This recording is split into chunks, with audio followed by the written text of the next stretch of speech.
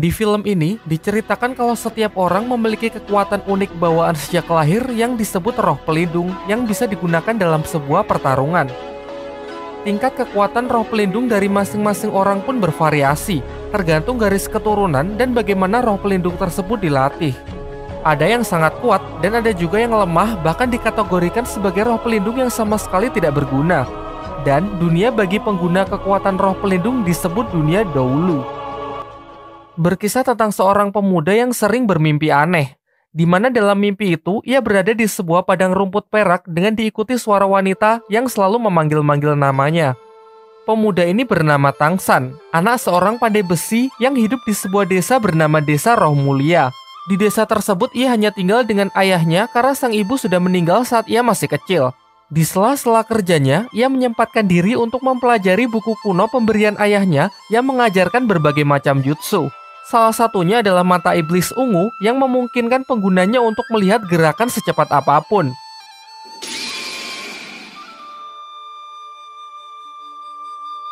Diceritakan suatu ketika dalam perjalanan pulang, Tangsan bertemu dengan siluman laba-laba yang hendak memangsanya. Awalnya Tangsan lari ketakutan hingga ia memutuskan menggunakan kekuatan yang ia pelajari dari buku ayahnya dan berhasil membutakan siluman laba-laba tersebut. Namun sayangnya itu saja masih belum cukup karena penciuman dari siluman laba-laba itu sangatlah tajam. Beruntung seorang pria misterius datang dengan kekuatannya, ia berhasil mengusir siluman itu. Tangsan dibuat sangat terkejut melihat orang tersebut yang bisa mengubah tangannya menjadi cakar serigala. Sampai pria ini memperkenalkan dirinya yang diketahui bernama Suyanto dan menjelaskan bahwa kekuatannya disebut roh pelindung. Ia berasal dari suatu tempat di kota yang disebut Balai Roh Pelindung dan sedang ditugaskan untuk berkeliling mencari para calon murid baru. Kemudian ia menyatakan lumayan terkesan melihat kemampuan bertempur Tangsan yang bahkan belum membangkitkan kekuatan roh pelindungnya, tetapi sudah mampu membutakan mata siluman roh. Sesampainya di rumah, Tangsan menceritakan mengenai kejadian yang baru saja ia alami kepada ayahnya. Tetapi sang ayah terlihat cuek dan sama sekali tidak peduli. Lalu Tangsan juga mengatakan mimpi yang selalu menghantuinya belakangan ini, apakah ini berkaitan dengan ibunya. Tetapi sang ayah tidak menjelaskan apapun. Juga ia selalu merahasiakan cerita di balik kematian ibunya yang membuat Tangsan selalu bertanya-tanya. Di tempat lain, kepala desa menemui Suyanto yang ingin mengadakan semacam tes untuk menguji bakat para anak-anak di desa ini guna perekrutan calon murid baru yang akan dikirim ke Balai Roh Pelindung. Singkat cerita, kepala desa pergi ke rumah Tangsan untuk mengabarkan hal ini dan juga menyuruh Tangsan untuk ikut ambil bagian. Tetapi sayangnya sang ayah mendengar hal tersebut secara tegas melarangnya tanpa memberikan alasan apapun. Kemudian malam harinya ayah Tangsan membakar buku yang telah Tangsan pelajari dan menyuruhnya untuk tidak menceritakan kepada siapapun. Karena diliputi rasa penasaran, besoknya Tangsan pergi ke tempat ujian tes. Tetapi karena menghormati ayahnya, ia tidak ikut serta dan hanya mengintip dari jendela untuk melihat anak-anak lain membangkitkan kekuatan roh pelindungnya. Suyanto yang mengetahuinya menyuruh Tangsan agar mencobanya, karena tidak ada salahnya membangkitkan roh pelindung.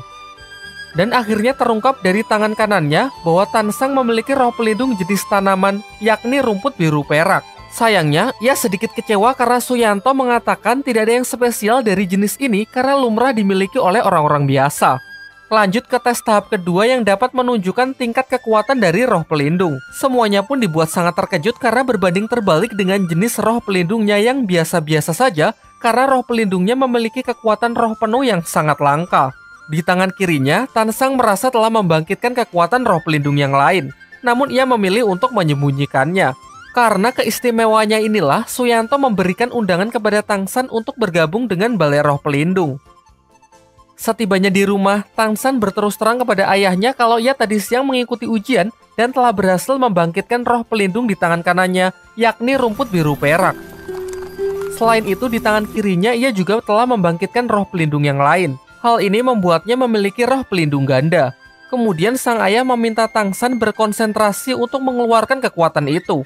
Terlihat sebuah palu hitam muncul yang diketahui bernama Huotian. Sang ayah lalu menyuruh putranya tersebut agar menyembunyikan kekuatan tangan kirinya dari siapapun dan menjelaskan bahwa palu itu harus ia gunakan untuk melindungi roh pelindung di tangan kanannya. Singkat cerita, setelah melihat potensi putranya, sang ayah mengizinkan Tangsan untuk menerima undangan itu dengan dua syarat. Yang pertama, Tangsan di sana hanya boleh belajar tanpa bergabung dengan Balai Roh Pelindung. Dan untuk syarat kedua, Tangsan harus membuat sebuah jarum besi dengan memukul besi berulang kali di titik yang sama.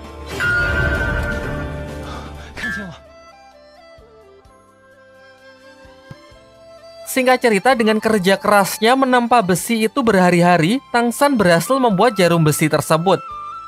Dan akhirnya dengan ditemani kepala desa, ia pun berangkat memenuhi undangan tersebut ke kota Naoding. Sebelum berangkat, sang ayah juga menjanjikan kalau Tangsan berhasil menjadi seorang master roh terkuat, ia akan menceritakan mengenai ibunya. Singkat cerita, sampailah ia di Akademi Balai Roh Pelindung. Di depan pintu, ia bertemu dengan Master Xiao, seorang petugas di tempat tersebut. Tangsan lalu menunjukkan kekuatan roh pelindungnya, yaitu rumput biru perak, namun Master Xiao terlihat kurang tertarik. Di sana ia juga bertemu dengan siswa lain yang diketahui anak wali kota di kota tersebut, dan asistennya yang juga menjadi siswa di akademi ini. Sempat terjadi pertikaian di antara mereka karena anak wali kota ini benar-benar sombong. Tangsan lalu menceritakan kalau ia menerima undangan dari Suyanto karena memiliki kekuatan roh penuh yang sangat spesial. Mendengar hal itu, Master Xiao mengejarnya dan mulai menunjukkan ketertarikannya dengan Tangsan. Ia kemudian menyuruh Tangsan untuk menunjukkan tangan kirinya karena berdasarkan penelitiannya ia berteori kalau pemilik jenis roh pelindung rumput biru perak memiliki roh pelindung ganda. Tetapi Tangsan langsung menyangkalnya dengan mengatakan kalau ia hanya memiliki satu jenis roh pelindung. Kemudian Master Xiao berbaik hati mengantar Tangsan menuju asramanya. Di perjalanan, ia menceritakan bahwa diharuskan bagi siswa baru untuk membunuh kelinci demi melatih keberanian membunuh. Karena untuk menjadi seorang master roh nantinya akan membunuh roh siluman demi mendapatkan cincin roh yang berguna meningkatkan kekuatannya. Tetapi Tangsan yang tidak setuju dengan hal itu pergi untuk membebaskan kelinci-kelinci itu. Menurutnya membunuh tanpa alasan yang jelas adalah bentuk penyiksaan. Kekuatan sejati bukan untuk membunuh, melainkan untuk melindungi. Ia menentang anak wali kota yang membuat hubungan mereka semakin memanas. Terlihat dari kejauhan seorang gadis bernama Xiaowu juga merupakan siswa baru, mengamati mereka dan cukup terkesan dengan sikap baik hati Tangsan. Setibanya di asrama, Tangsan bertemu dengan siswa baru yang bernama Waseng yang memiliki kekuatan roh pelindung harimau. Ia mengklaim kalau dirinya adalah yang terkuat sehingga ia sangat layak menjadi ketua asrama.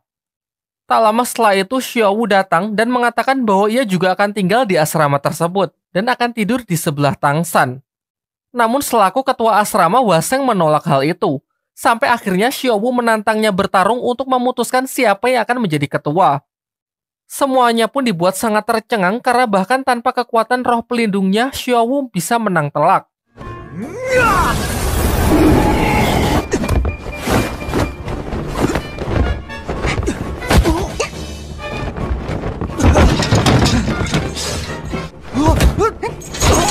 Menyaksikan hal itu, seisi asrama pun mengakuinya sebagai ketua yang baru.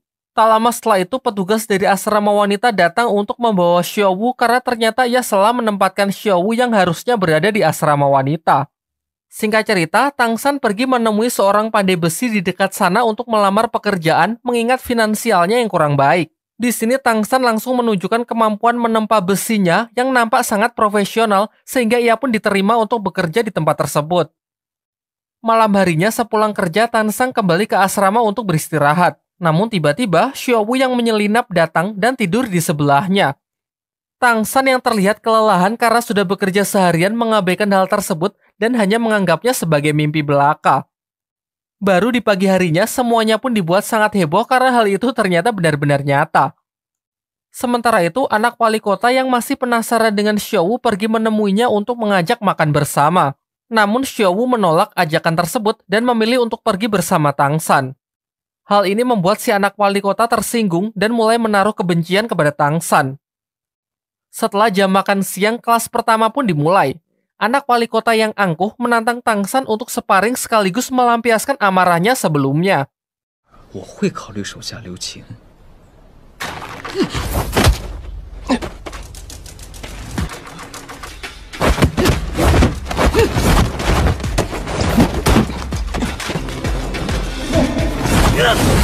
Akan tetapi ia justru dipermalukan karena Tansang yang terlihat lebih unggul berkat hasil latihan di desa menggunakan buku pemberian ayahnya.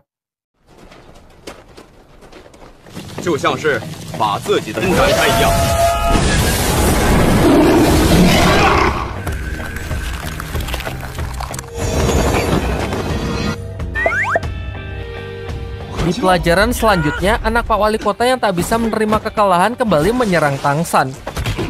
Namun hasilnya pun tetap sama saja. Kali ini Xiaowu juga membantu untuk memberi pelajaran anak sombong tersebut. Sang guru lantas memisahkan mereka dan menghukum Tang San dan juga Xiaowu untuk menyapu halaman di depan. Dan lagi-lagi bersama asistennya anak wali kota berbuat usil mengerjai mereka dengan memasang jebakan petasan. Sayangnya anak si wali kota harus menelan kekalahannya untuk sekian kali karena dengan mata ungu milik Tang San ia dapat melihat jebakan itu dan membalikan situasi yang diharapkan.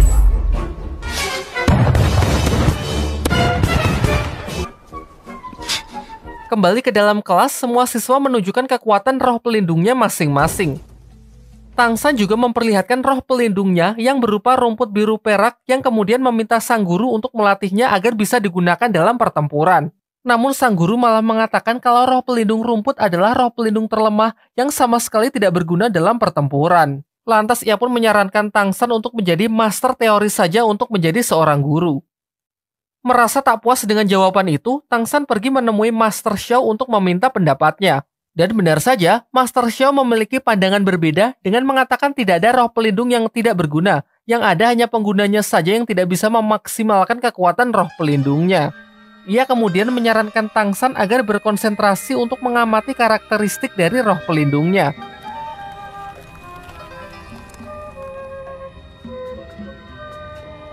Singkatnya, dengan bantuan Xiaowu yang tanpa ia sengaja, Tang San berhasil memahami karakteristik yang dimaksud. Lantas ia pun segera mengabarkan apa yang telah ia temukan ke Master Xiao. Setelah itu, Master Xiao membimbing Tang San untuk mengeluarkan perwujudan dari roh pelindung rumputnya, juga menyarankan agar menjadi Master Roh tipe pengontrol. Hal ini karena roh pelindung milik Tang San berupa benda hidup yang sangat fleksibel. Ternyata saran dari Master Xiao cukup berguna. Tang San pun berhasil mengembangkan rumput kecilnya menjadi sebuah tali akar pohon, meskipun ia belum bisa mengontrolnya sama sekali.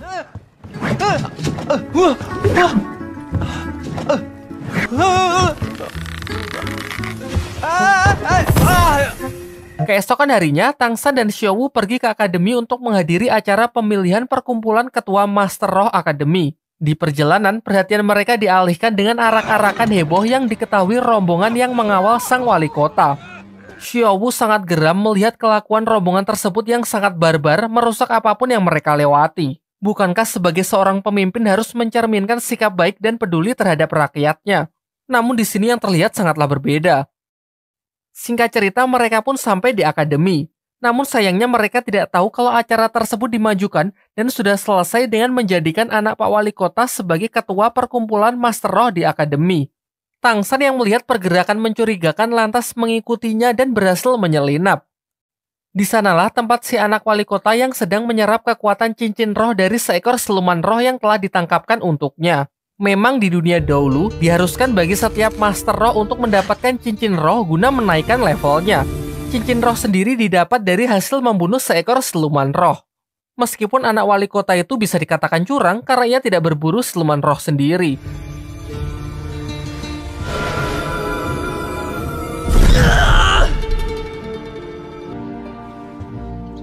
Malam harinya, Tang San menemui Master Xiao agar membantunya berburu cincin roh pelindung yang cocok untuknya.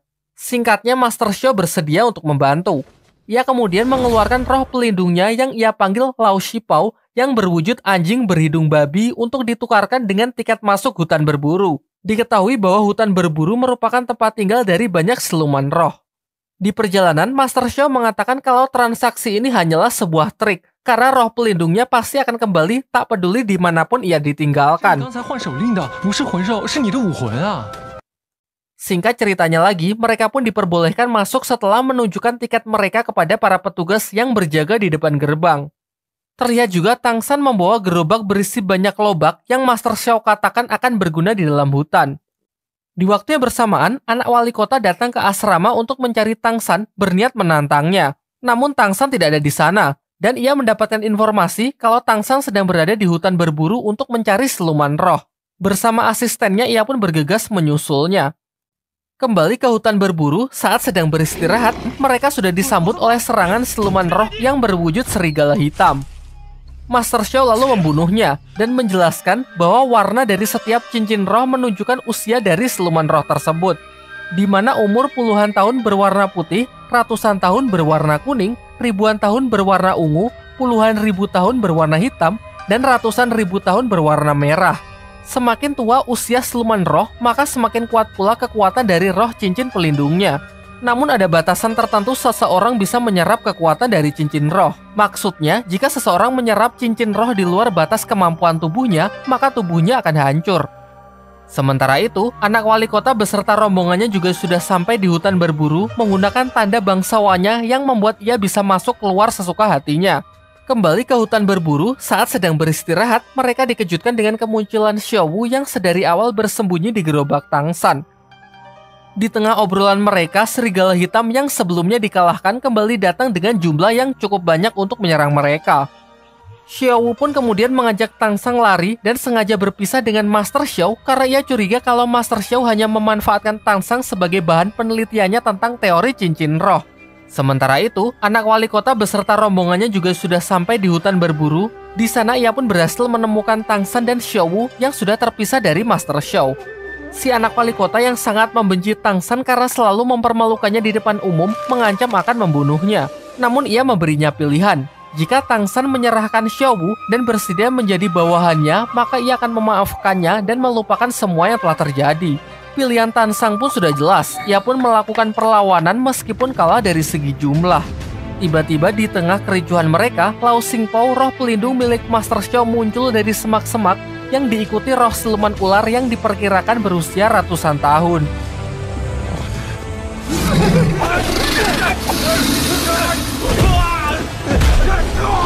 Ternyata ini semua adalah rencana dari Master Xiao yang sudah menyadari kedatangan anak wali kota, sengaja memancing siluman roh ular untuk keluar mengalihkan perhatian mereka. Karena merasa takut, anak wali kota pun bersama pasukannya terpaksa mundur dari amukan roh siluman ular tersebut. Siluman ular itu kemudian mengamuk mengejar Tang San dan melukai Master Xiao, sampai akhirnya ketiganya pun bekerja sama untuk melumpuhkan siluman tersebut.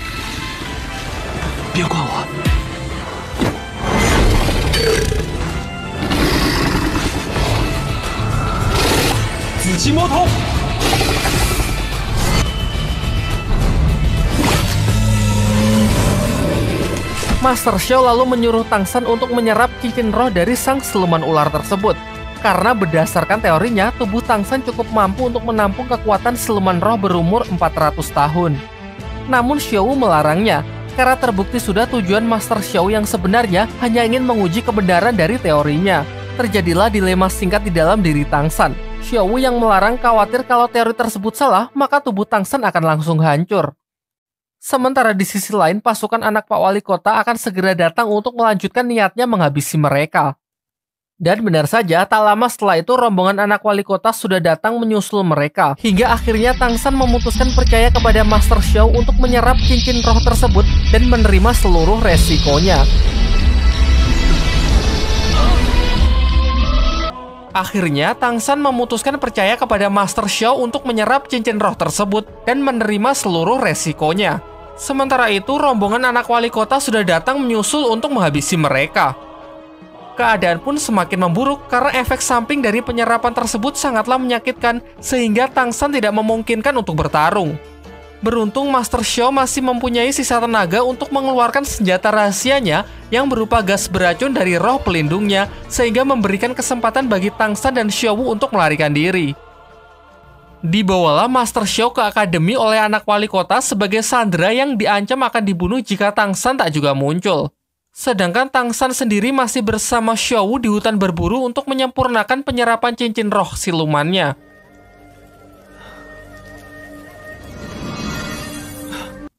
Singkatnya, setelah melewati masa kritis, ia pun berhasil mengkombinasikan kekuatan cincin roh siluman ular dengan roh pelindung rumput peraknya yang menghasilkan kemampuan tali akar beracun.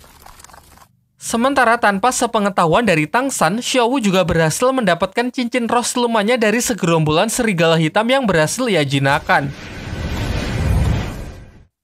Setelah kembali ke akademi, Tang San mendapatkan informasi dari Hua Sheng kalau anak Pak Wali Kota menyekap Master Xiao di belakang gedung akademi. Tanpa pikir panjang, ia pun bersama Xiao Wu segera pergi untuk menyelamatkannya.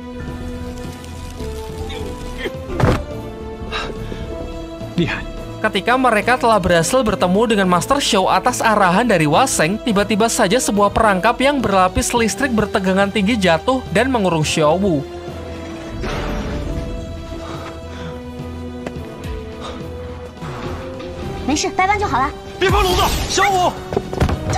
Ternyata ini adalah sebuah perangkap yang sudah disiapkan oleh anak si wali kota. Ia sengaja menyuruh Waseng untuk buka mulut memancing Tan San dan Xiao Wu supaya masuk ke ruangan ini. Walaupun Waseng juga terpaksa melakukan hal tersebut karena si anak wali kota telah mengancam akan membunuh keluarganya. Di sini kemudian anak wali kota mengatakan bersedia membebaskan Xiao Wu asalkan Tang San memenuhi dua syaratnya. Pertama, memperkenalkannya kepada Su Yanto, Master Roh yang merekomendasikan Tang San kemarin. Dan syarat kedua, Tang San harus bersedia menjadi bawahannya untuk selamanya. Namun Tang San dengan tegas menolak dan lebih memilih untuk membebaskan Xiao Wu dengan caranya sendiri.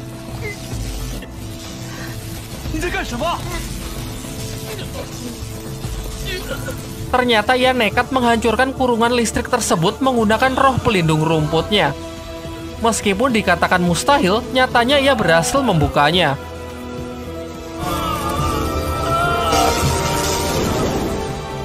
Sayangnya efek samping dari aksi gilanya tersebut membuat roh pelindungnya kini menjadi hancur. Menurut Master Xiao, untuk memulihkan roh pelindungnya, Tang San harus segera menyerap cincin roh siluman keduanya yang harus bertipe tumbuhan.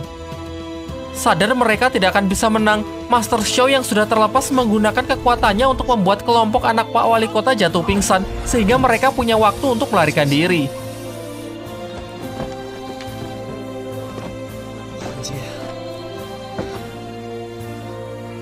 Tak lama setelah itu, efek gas tersebut perlahan mulai hilang. Dan Waseng lah yang pertama kali tersadar.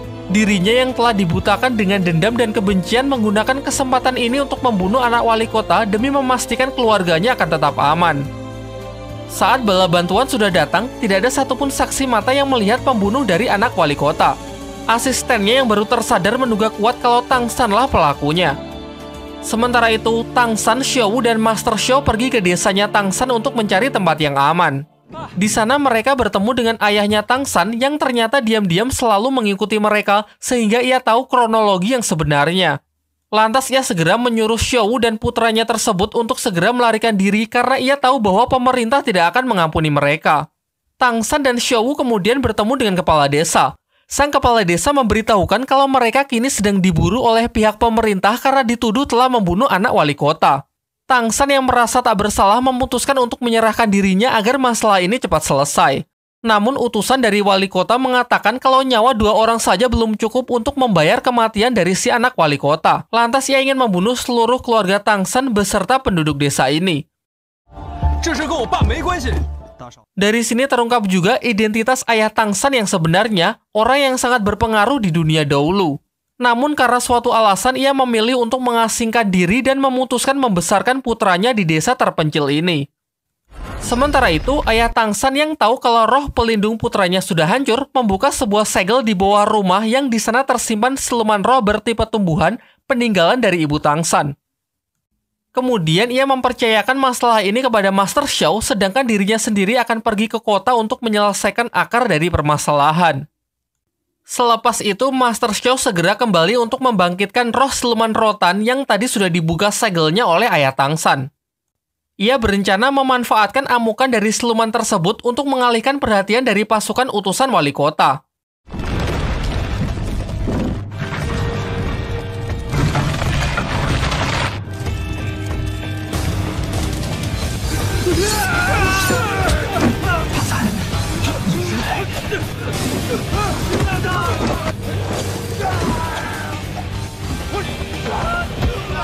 Sejauh ini berjalan sesuai rencananya. Karena keributan tersebut, Tang San dan Xiao Wu berhasil melarikan diri dengan masuk ke dalam rumah. Master Xiao lalu menjelaskan bahwa siluman roh ini berumur 600 tahun. Sangat cocok menjadi cincin roh kedua Tang San, juga demi menghidupkan kembali roh pelindung rumput perak yang sebelumnya telah hancur. Di luar dugaan, utusan wali kota memiliki roh pelindung listrik yang sangat kuat. Ia mampu bertahan dari serangan-serangan roh siluman tanaman tersebut.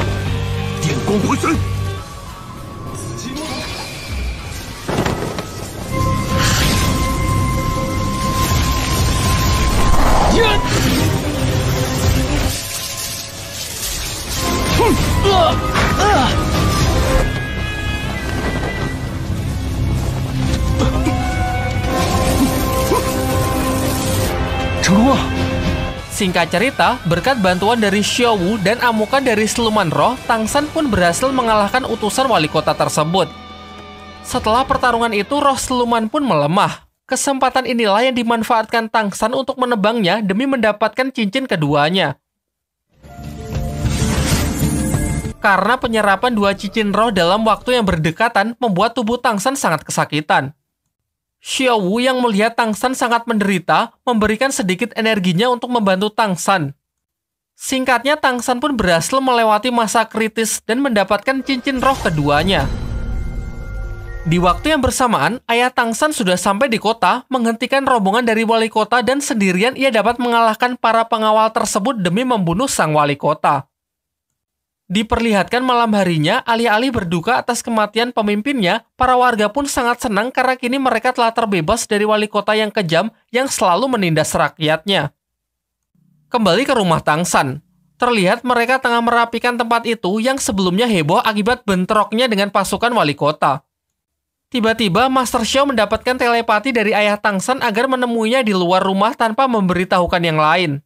Ayah Tang San memberikan sebuah obat kepada Master Xiao yang dapat membantu Tang San dalam proses penyembuhan roh pelindungnya. Sekaligus, ia juga ingin berpamitan karena mulai sekarang ia akan mempercayakan putranya kepada Master Xiao dan meminta agar identitasnya tetap dirahasiakan dari Tang San.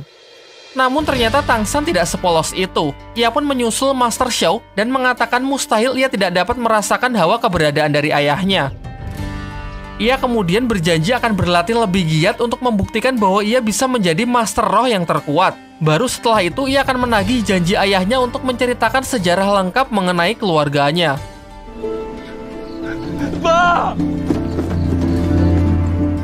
Singkat cerita, setelah perpisahan mereka, Tang San meminta Master Xiao agar kembali memasukkannya ke Akademi Balai Roh Pelindung. Namun Master Xiao ragu kalau mereka akan diterima kembali setelah semua yang terjadi. Ia pun menyarankan Tang San untuk masuk ke akademi lain yang bernama Akademi Sri Lanka. Meskipun tempat itu berisi orang-orang aneh dan berdiri independen tanpa terikat dengan organisasi apapun. Menurutnya itu akan menjadi tempat yang cocok untuk Tang San. Lalu karena bimbingan Master Xiao selama ini yang baginya sangat berguna, Tang San pun memberikan penghormatannya yang sekaligus menjadi simbol ikatan guru dan murid di antara mereka. Di tengah heningnya malam, Xiao Wu menghampiri Tang San yang terlihat merenung di depan api unggun. Singkatnya, mereka pun sepakat mengikat persaudaraan adik dan kakak dan berkomitmen akan menjaga satu sama lain mengingat kini mereka merasa sudah tidak punya siapa-siapa lagi. Besoknya, Master Xiao mengantar mereka ke tempat pendaftaran Akademi Sri Lanka. Ia menyuruh Tang San dan Xiao Wu masuk sedangkan ia sendiri akan menunggunya di luar. Di sini, Tang San yang tak memiliki cukup uang untuk biaya pendaftaran ataupun uang gedung tetap diterima di akademi karena sikap jujurnya. Pada saat yang bersamaan, ia juga bertemu dengan beberapa siswa lain yang mendaftar, seperti Su Ying yang daftar dengan motivasi ingin bertarung melawan Dai Mubai, seorang murid senior yang juga bertugas sebagai panitia pendaftaran. Juga ada pendaftar lain, seorang wanita misterius yang bernama Hulena. Singkat cerita, siswa senior lain yang bernama Ousiki berbaik hati mengantar mereka menuju asrama akademi yang sudah disediakan. Malam harinya, secara mengejutkan, seorang pria misterius datang membuat onar menyerang asrama para calon siswa baru akademi. Ia mengaku memiliki dendam pribadi dengan Akademi Sri Lanka dan berniat menghancurkan akademi tersebut beserta seluruh siswa-siswanya. Pria ini pun tidak main-main. Dengan kejamnya, ia membunuh Ousiki, siswa senior yang tadi siang mengantar Tang San ke asrama.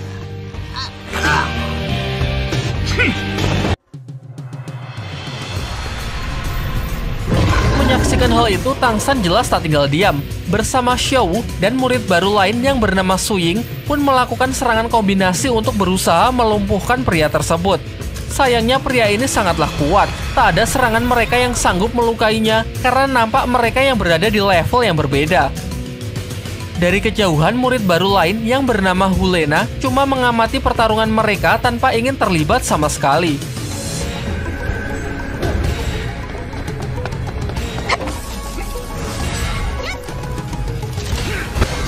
Keadaan pun kian memburuk karena pihak Tang San yang sudah mengerahkan seluruh tenaganya tak sedikit pun mampu memberikan serangan yang berarti. Sampai akhirnya ketika Tang San melihat pria tersebut menyakiti Xiaowu, seketika emosinya pun bangkit dan mulai mencoba sesuatu yang baru, yaitu dengan menggabungkan teknik rohnya dengan kekuatan yang pernah ia pelajari dari buku ayahnya.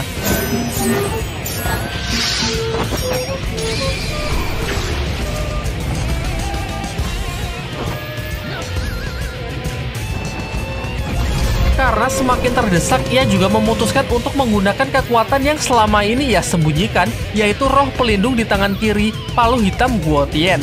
Sontak serangan kejutnya itu pun mengenai wajah pria itu dan mampu memberikan serangan yang cukup berarti. Pria tersebut pun juga tak menahan diri lagi, dengan menunjukkan kekuatannya yang sebenarnya memiliki 7 cincin roh. Namun di puncak pertarungan tiba-tiba ia malah menghentikan pertarungan tersebut. Dan ternyata baru terungkap bahwa pria tersebut adalah seorang master roh yang memang ditugaskan untuk menguji para calon siswa baru demi mengetahui kemampuan dan kelayakan mereka masing-masing. Dai Mubai, siswa senior yang menghampiri mereka, memberikan tanggapan yang kurang baik kepada Tang San. Karena dalam pertarungan tersebut ia menggunakan teknik yang menurutnya sangat aneh. Akan tetapi sang penguji berpendapat lain. Ia pun memberikan penilaian positifnya untuk para calon siswa baru yang sudah berusaha keras dengan mengatakan bahwa mereka layak menjadi seorang master roh di masa depan. Terlebih lagi justru Tang San lah yang banyak memberikan ia kejutan. Terlihat Dai Mubai ini memang sedikit angkuh, merasa paling kuat karena telah memiliki 3 cincin roh. Singkat cerita, mereka pun dinyatakan lulus dan resmi menjadi siswa di Akademi Sri Lanka, termasuk Lena yang padahal sama sekali tidak terlibat dalam pertarungan tersebut. Keesokan harinya, semua murid dibawa ke sebuah desa kecil yang dikatakan sebagai tempat belajar mengajar di Akademi Sri Lanka. Mereka tidak memiliki gedung layaknya Akademi Balai Roh Pelindung karena telah menyatakan sebagai lembaga independen yang berakibat buruk pada finansialnya. Di sini si kepala akademi curiga dengan Lena yang memiliki aura berbeda dari anak lainnya. Ia pun lantas mengajaknya ke sebuah ruangan untuk bicara 4 mata. Dan benar saja, ternyata Hulena adalah orang dari Balai Roh Pelindung.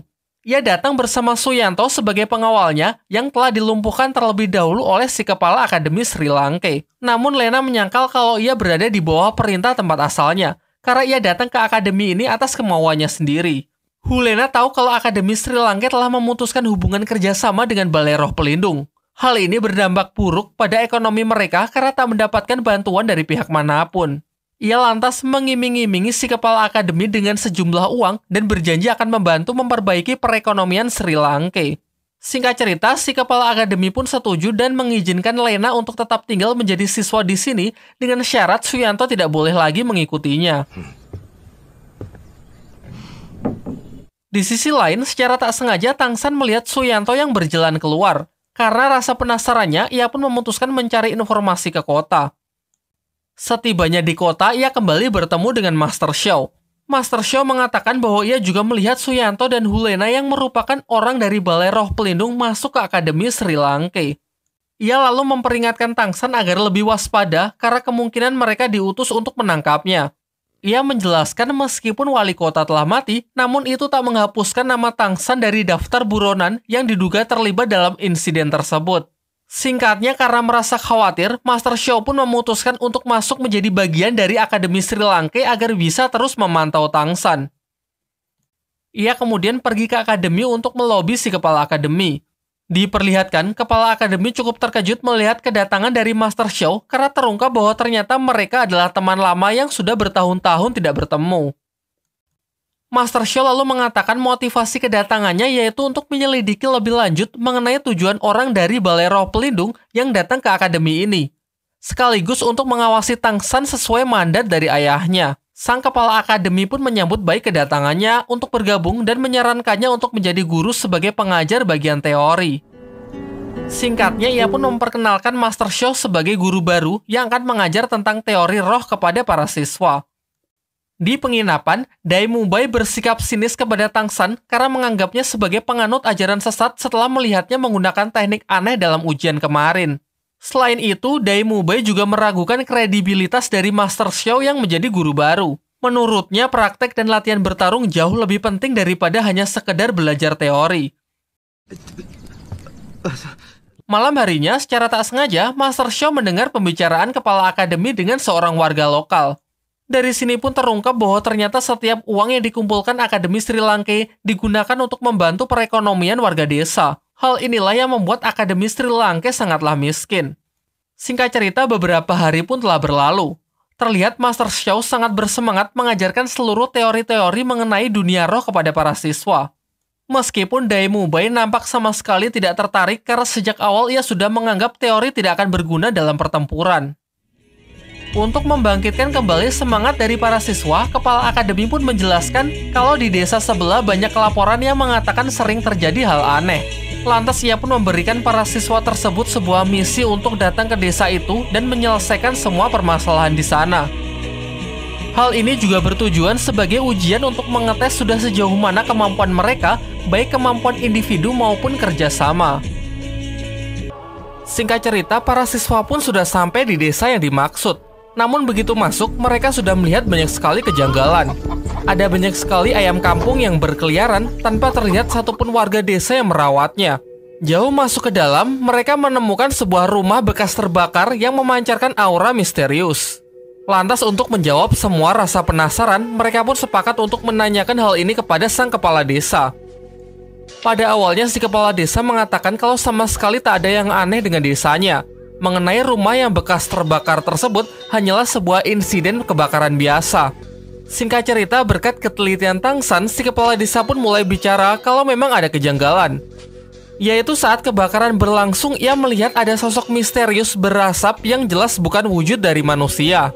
Namun tak ada satupun warga yang mengetahui mengenai keberadaan makhluk tersebut.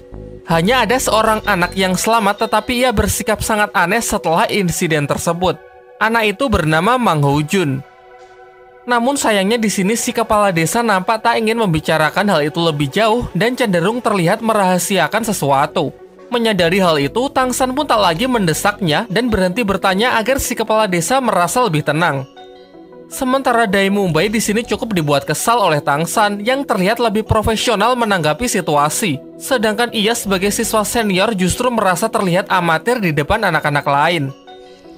Akan tetapi, meskipun di depan mengiyakan setiap perkataan si kepala desa, di belakang Tangsan menyarankan semuanya agar mencari petunjuk sendiri di sekeliling desa. Hal ini karena jika mereka terus mendesak si kepala desa untuk bicara, bisa-bisa mereka malah diusir sebelum menyelesaikan apapun. Di antara mereka, Hulena lah yang menemukan anak tersebut di sebuah rumah bersama siluman asap yang dibicarakan kepala desa sebelumnya. Namun anak itu terlihat mengalami trauma berat dan malah lari ketakutan menjauhi Lena. Sementara Tangshan dan Xiao datang terlambat, sedikit kesal karena Hulena membiarkan anak itu pergi begitu saja. Malam harinya, Tangsan pergi ke tempat kepala desa untuk kembali mencoba mengorek informasi. Sayangnya si kepala desa mengatakan kalau ia sama sekali tak tahu keberadaan dari Mang Ho Jun. Dari sini kecurigaan Tangsan pun semakin kuat kalau si kepala desa memang sengaja menyembunyikan sesuatu. Ia kemudian berbicara kepada Dai Mubai mengenai si anak Mang Ho Jun dan siluman asap yang tadi siang dilihat oleh Lena. Selain itu, di desa ini banyak sekali hal yang menurutnya sangat aneh. Salah satunya bagaimana bisa ada begitu banyak ayam namun sama sekali tak ada kotoran di tanah. Ditambah lagi semenjak mereka menginjakan kaki di desa ini, para ayam-ayam itu seakan mengawasi gerak-gerik mereka. Dan benar saja, sesuai dugaan Tangsan, ternyata si kepala desa memang menyembunyikan Mang Ho Jun di tempatnya dan rutin memberinya semacam obat. Dari kejauhan, Hulena diam-diam mengawasi si kepala desa yang dari belakangnya diikuti siluman asap yang ia lihat tadi siang. Ia pun lantas mengikuti makhluk itu sampai akhirnya makhluk itu menghilang di depan sebuah pintu. Di sisi lain, Suying bertemu dengan Dai Mubai dan memperkenalkan dirinya sekaligus memberitahukan alasan mengapa ia ingin bertarung dan mengalahkan Dai Mubai.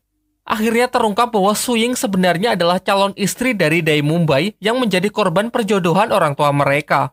Meskipun perjodohan itu sudah lama sekali yang membuat Dai Mubai sendiri juga sudah lupa. Tujuan Suying mengalahkannya adalah agar ia bisa membatalkan perjodohan tersebut. Terungkap sebenarnya Dai Mubai pun juga tak menginginkan perjodohan tersebut.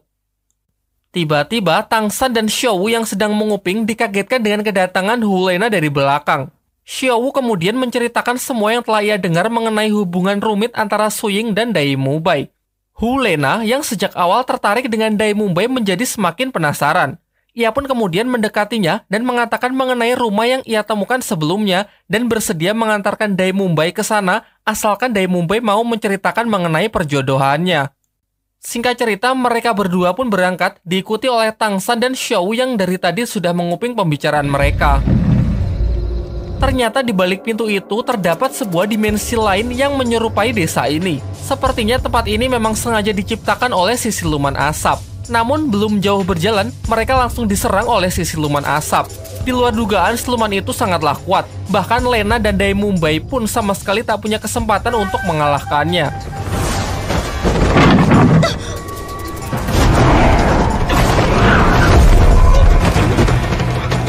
Tang San yang menyusulnya mendapati Dai Mumbai yang sudah terluka dan tidak sadarkan diri.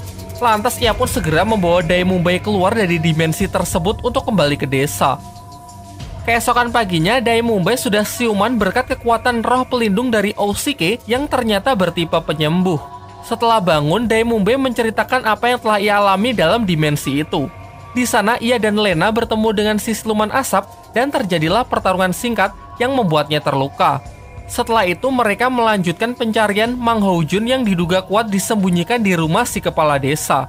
Dan benar saja, kecurigaan mereka pun terbukti saat diperiksa di belakang rumah mereka berhasil menemukan Mang Hojun yang nampak sedang dikurung di sana.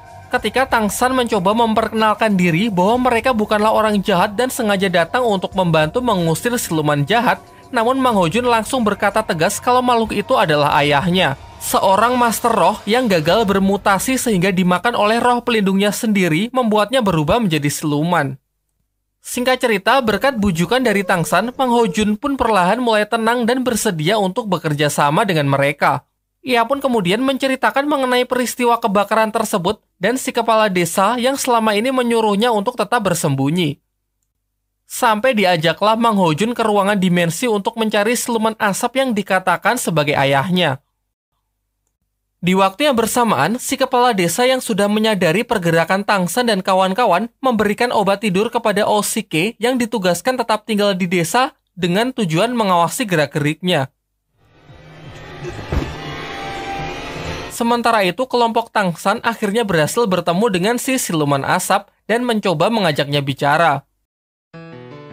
Namun Dai Mumbai yang tak sepaham dengan Tang San malah langsung menyerang makhluk tersebut sehingga pertarungan pun kembali terjadi.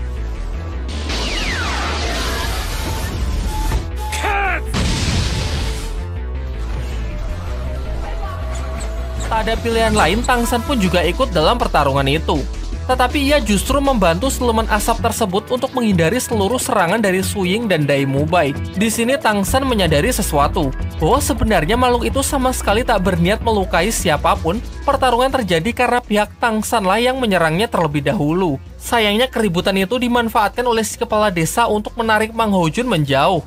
Ia kemudian meyakinkan Mang Hojun supaya tidak mempercayai orang-orang dari Sri Lanka itu karena mereka itu adalah orang-orang jahat. Ia kemudian pergi ke sebuah rumah yang ternyata di dimensi ini rumah yang seharusnya terbakar masih utuh.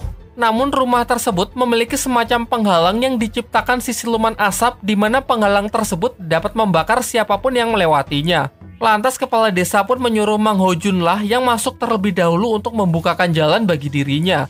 Karena ia percaya bahwa si siluman asap itu tidak akan menyakiti Mang Hojun. Dari belakang ternyata Wu Lena mengikutinya dan berhasil membuat si kepala desa jatuh pingsan sebelum ia dapat menyusul Mang Hojun. Singkat cerita, bersama Xiao, Lena pun masuk ke rumah tersebut untuk menyusul Mang Hojun demi memecahkan teka-teki yang selama ini belum terungkap. Ternyata di dalam rumah itu tersimpan roh pelindung legendaris yaitu Phoenix Api, peninggalan leluhur desa yang sengaja diwariskan secara turun-temurun dan pada generasi ini Mang Hojun lah yang terpilih menjadi pewarisnya. Singkat cerita, Mang Hojun pun berhasil menyerap kekuatan dari roh pelindung Phoenix Api. Namun sayangnya karena pengaruh ucapan dari si kepala desa sebelumnya yang mengatakan orang-orang dari Sri Lanka berniat jahat, dengan brutal ia pun menyerang mereka.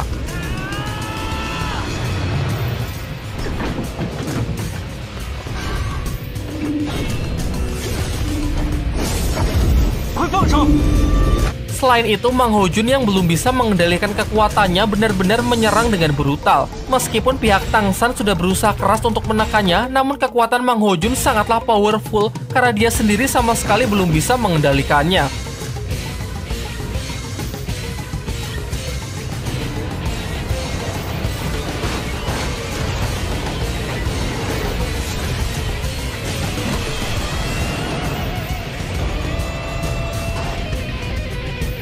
Beruntung di tengah pertarungan itu, si siluman api yang terungkap adalah ayah Mang Hojun merasuki tubuh putranya tersebut demi membantunya mengontrol kekuatan Phoenix Api. Ia juga berusaha meyakinkannya bahwa sebenarnya kepala desa lah yang jahat karena obat yang selalu diberikan kepada putranya itu adalah ramuan yang mempercepat mutasi roh pelindung.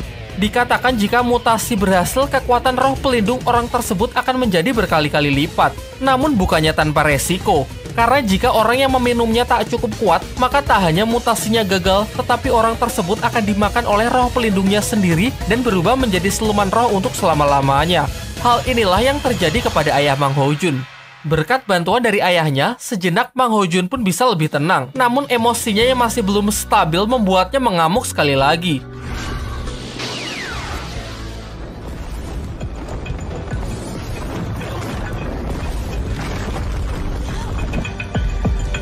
Untung saja di saat-saat genting, si kepala akademi pun datang dan berhasil menghentikan kekuatan liar dari Mang Hojun. Kemudian si kepala akademi menjelaskan bahwa kekuatan dahsyat Mang Hojun yang lepas kendali jika dibiarkan akan sangat berbahaya.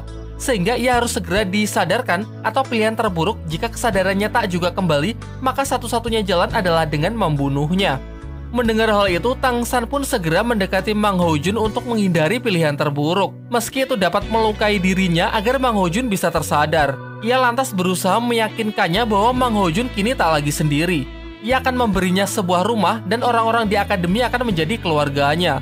Usaha Tang San pun tak sia-sia. Pengorbanannya tersebut menyentuh hati Mang Hojun sehingga ia bisa lebih tenang dan kekuatannya menjadi lebih stabil. Setelah insiden itu, mereka pun kembali ke desa untuk menginterogasi si kepala desa apa motivasinya dan dari mana ia mendapatkan obat mutasi tersebut. Si kepala desa mengungkapkan bahwa ia ingin mengembalikan desa ini di masa keemasannya dengan melahirkan master roh terkuat. Tujuannya tersebut didukung oleh orang yang bernama Bule dengan memberikan obat mutasi yang rutin ia berikan kepada Mang Hojun. Ia juga mengatakan kalau ia menemui Bule di kota, tepatnya sebuah tempat bernama Arena Pertandingan Roh. Singkat cerita, Mang Hojun pun percaya kepada Tang San, bersedia ikut bersama mereka untuk memulai hidup baru dan tinggal di Akademi Sri Lanka sebagai siswa baru. Beberapa hari pun telah berlalu.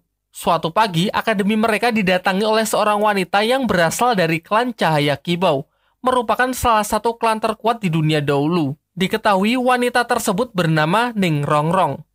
Namun pertemuan mereka dikacaukan oleh Mang Hojun yang kembali kambuh dengan roh pelindung Phoenix-nya yang lepas kendali. Melihat hal itu, Dai Mumbai pun segera beraksi untuk menghentikan amukan kekuatan api tersebut.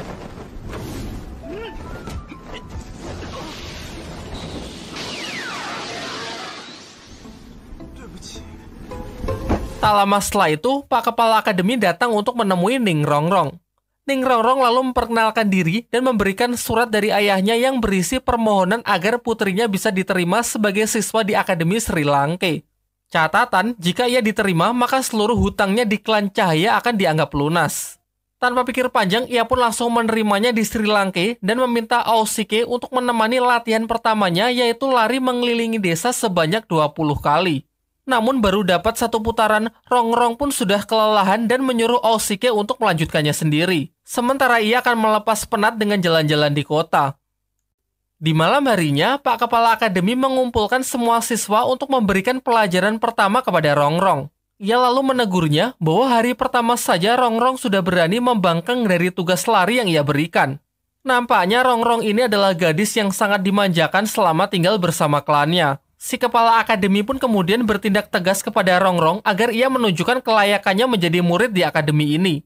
Karena semua siswa di sini memiliki kemampuan. Ia mengancam jika Rongrong tak juga bisa didisiplinkan, maka segera kemasi saja barang-barangnya lalu tinggalkan Akademi Sri Lanka. Setelah keributan itu, Dai Mumbai pergi ke arena pertarungan roh di kota yang kemudian diikuti oleh anak-anak lain.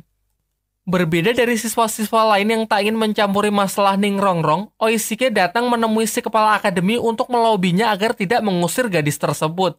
Jelas kepeduliannya ini menunjukkan kalau diam-diam ternyata Oishike memiliki perasaan kepada Ning Rongrong. Pak Kepala Akademi lalu mengatakan bahwa ia hanya ingin memberi pelajaran gadis manja itu dan sama sekali tak berniat untuk mengusirnya. Oishike yang telah merasa lega pun menemui Rongrong untuk mencoba menenangkannya. Dari pembicaraan mereka terungkap bahwa Ning Rongrong sebenarnya juga tak ingin meninggalkan Akademi Sri Lanka. Lalu ia pun menunjukkan kekuatan roh pelindungnya yang berwujud pagoda cahaya 7 bintang. Ia lalu menjelaskan bahwa setiap tingkat dari pagoda itu memiliki kemampuan yang berbeda-beda. Meskipun sejauh ini ia cuma bisa menggunakan 2 tingkat saja, yaitu meningkatkan kekuatan fisik dan menambahkan movement speed kepada orang yang ia kehendaki. Sementara itu, rombongan Tang San yang telah sampai di kota ingin melanjutkan penyelidikannya mengenai kasus di desanya Mang Ho Jun. Ia berencana untuk mencari bule, orang yang memberikan obat mutasi kepada si kepala desa yang dikatakan berada di arena pertarungan roh. Namun Dai Mumbai tidak ingin ikut karena ia lebih tertarik dengan pertarungan di arena roh demi menguji kemampuannya. Singkat cerita, mereka memiliki sebuah ide, yaitu dengan berpartisipasi dalam arena pertarungan dan menggunakan kekuatan Mang Ho Jun untuk memancing orang yang mereka cari agar keluar dari tempat persembunyiannya. Mulailah mereka menjalankan rencananya tersebut dengan mendaftarkan Mang Ho Jun sebagai peserta di dalam ajang pertarungan tersebut. Beberapa kali ia masuk ke dalam arena dan menunjukkan kekuatan roh pelindungnya di depan semua orang. Namun bule tak juga terpancing keluar. Di sini sebenarnya orang tersebut sudah mendengar mengenai kedatangan Mang Ho Jun dan kekuatan Phoenix-nya. Namun ia tidak gegabah dan lebih memilih untuk mengamatinya terlebih dahulu. Keesokan paginya, semua siswa dikumpulkan untuk mempertanggungjawabkan perbuatannya semalam. Ternyata berita mengenai roh pelindung api yang mengamuk di kota sudah menyebar luas dan sampai ke telinga sang kepala akademi. Dai Mumbai lah orang pertama yang paling ia salahkan, mengingat bahwa seharusnya sebagai siswa senior bisa memberikan contoh yang baik. Sementara Mang Ho Jun yang semalam mengamuk memperkenankan untuk bersedia dikeluarkan dari Akademi Sri Lanka. Namun Pak Kepala Akademi tak mensetujuinya dengan alasan bahwa Mang Ho Jun belum melunasi biaya pendaftaran. Di sisi lain, Master Xiao memiliki pendapat lain. Menurutnya ide Tang San untuk menggunakan Mang Ho Jun sebagai umpan demi mengungkapkan lebih jauh mengenai kasus obat mutasi roh bukanlah ide yang buruk.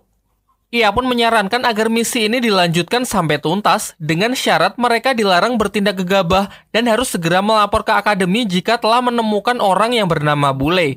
Demi untuk melanjutkan misi tersebut, Mang Ho Jun dilatih untuk mengendalikan kekuatan roh pelindungnya agar insiden amukannya di kota tak terulang kembali.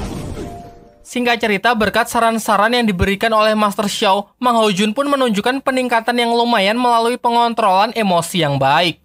Ia bisa mulai membatasi seberapa besar ia ingin mengeluarkan kekuatannya. Diperlihatkan juga, Dai Mumbai mulai bersimpati kepada Master Xiao mengenai pembelajaran tentang teori seputar dunia roh yang ternyata memang ada gunanya. Sementara itu, Oishike yang tengah mabuk asmara mondar-mandir membawakan makanan dan melayani si gadis manja, Ning Rongrong. Rongrong yang merasa risih mendengar keributan akhirnya keluar menghampiri Mang Ho Jun yang tengah berlatih keras untuk mengendalikan kekuatan Phoenix-nya. Namun ia mengatakan bahwa latihan mereka ini percuma, karena menurutnya roh pelindung milik Mang Ho Jun itu memang tidak sempurna.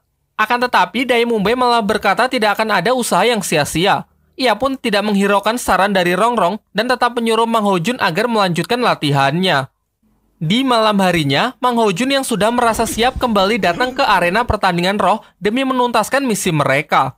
Sayangnya meskipun ia sudah berhasil mengendalikan kekuatan Phoenix, orang yang mereka cari tidak juga muncul. Ditambah lagi, uang mereka juga semakin menipis jika harus terus-terusan mengikuti acara tersebut. Singkat cerita, mereka pun sadar bahwa pertarungan yang mereka sajikan selama ini memang kurang menarik karena tak ada lawan yang sanggup mengimbangi Mang Ho Jun. Lantas Dai Mumbai memiliki sebuah ide di mana kali ini ialah yang akan maju sebagai penantang Mang Ho Jun agar pertandingan bisa lebih seru sehingga dapat menarik perhatian dari banyak orang. Malam harinya, mereka pun bertarung dengan meriah dan bisa membuat semua orang tertarik untuk menyaksikannya. Jelas kekuatan Dai Mumbai ini tidak bisa diremehkan. Diperlihatkan, tak hanya mampu menghindar, ia bahkan mampu bertahan dari panasnya api Phoenix yang ditembakkan Mang Ho Jun sampai Mang Ho Jun sendiri kelelahan karena kehabisan tenaga.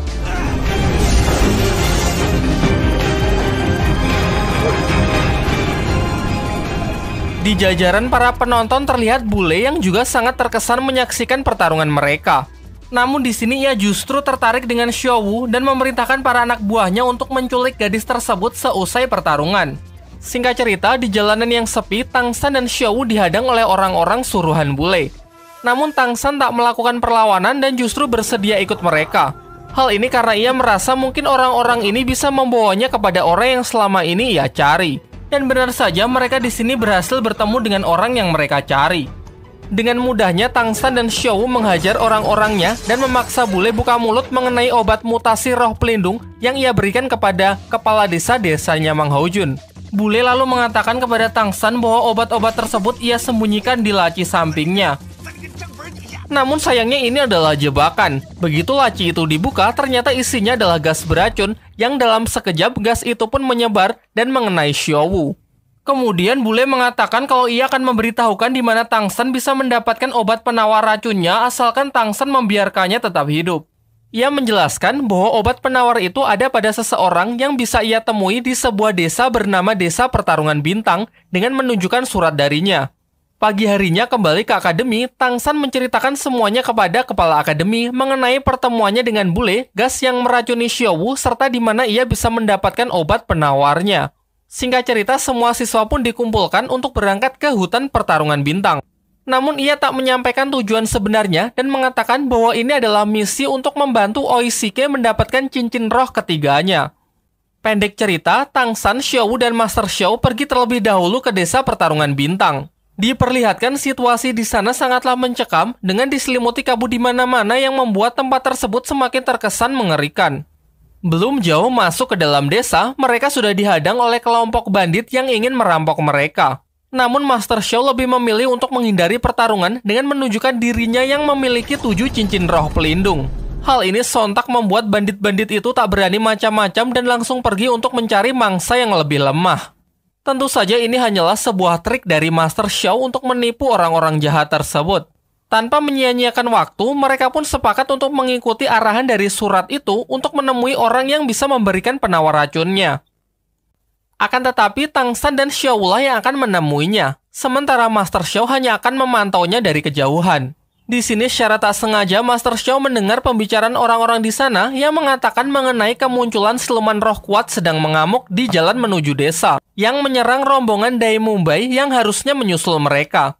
Karena khawatir akan hal itu, Master Xiao pun segera mengubah rencana dengan menyuruh Tangsan dan Xiaowu kembali ke penginapan dan menunggu di sana. Sementara ia sendiri akan pergi ke jalan desa untuk membantu Dai Mumbai. Sayangnya setelah melihat Master Xiao yang sudah berpisah dengan mereka, bandit-bandit yang sebelumnya kembali datang untuk mengapung Tangsan dan Xiaowu. Tiba-tiba di tengah-tengah mereka seseorang misterius muncul dan dengan mudahnya mengalahkan bandit-bandit tersebut bahkan tanpa menyentuhnya.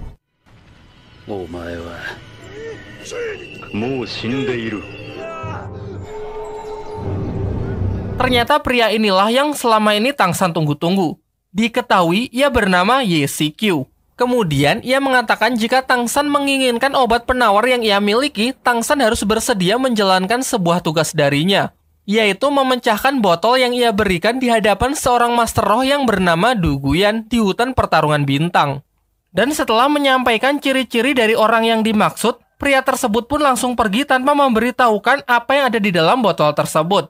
Sementara itu, Master Xiao berhasil bergabung dengan rombongan Dai Mumbai yang ternyata mereka beruntung tidak bertemu dengan siluman roh yang dibicarakan orang-orang desa. Tak lama setelah itu, akhirnya mereka juga bertemu dengan Tangsan, lalu mengajaknya untuk membahas permasalahan ini di penginapan. Dalam diskusi mereka banyak sekali hal yang masih menjadi teka-teki, termasuk apa motivasi orang yang menyuruh Tangsan dan apa yang ada di dalam botol tersebut. Sebelum semuanya jelas, Pak Kepala Akademi menyuruh Tangsan agar merahasiakan hal ini kepada anak-anak lain. Huolena yang penasaran bertanya kepada Tangsan. Namun mengikuti saran dari Kepala Akademi, ia tak akan membiarkan orang lain ikut campur sebelum Xiaowu benar-benar aman. Di malam harinya, berdasarkan penelitian dari Master Xiao, terungkap bahwa botol itu berisi racun yang kandungannya jauh lebih berbahaya dari racun di tubuh Xiaowu. Tugas ini sangatlah berbahaya, karena kemungkinan terburuk jika Tangsan memecahkan botol itu, ia juga akan terpapar racun tersebut termasuk orang-orang di sekitarnya. Demi menghindari hal itu, ia pun berjanji jika diberi waktu 1 bulan, ia bisa membuatkan penawar untuk Xiaowu. Namun Tangsan ragu jika Xiaowu mampu bertahan selama itu dengan racun yang menyebar di sekujur tubuhnya. Jika hal ini memang berbahaya, ia bersedia untuk pergi ke dalam hutan itu sendirian. Bagaimanapun juga dengan cara apapun, ia harus bisa menyelamatkan Xiaowu. Tetapi kesungguhan Tangsan ini justru disindir oleh Master Xiao dengan mengatakan sebenarnya Tangsan ingin menolong atau membunuh. Di tengah drama yang terjadi, Pak Kepala Akademi datang menyampaikan informasi baru bahwa orang yang bernama Duguyan malam ini masuk ke hutan pertarungan bintang untuk berburu roh siluman, ditemani 2 pengawalnya yang masing-masing memiliki 7 dan 8 cincin roh. Jelas akan sangat merepotkan jika harus berhadapan dengan mereka. Kemudian Pak Kepala Akademi menyampaikan pemikiran lain yang tak harus menukarkan nyawa, yaitu dengan menangkap Duguyan hidup-hidup untuk mengetahui kelemahan dari Shikyu lalu memaksanya memberikan obat penawar untuk Xiaowu. Dengan luasnya pengetahuan Master Xiao mengenai dunia roh, ia pun menyusun sebuah rencana untuk merealisasikan pemikiran dari Pak Kepala Akademi. Singkat cerita, besok mereka semua pun berangkat memasuki hutan pertarungan bintang dengan tujuan mencarikan roh siluman ketiga berumur 1000 tahun untuk Oishike demi tetap merahasiakan misi yang sebenarnya dari anak-anak lain. Di sini juga akhirnya diperlihatkan wujud roh pelindung dari Oishike yang mengubahnya menjadi seorang koki spesialis pembuat berbagai makanan unik. Salah satunya adalah sosis pemulih energi.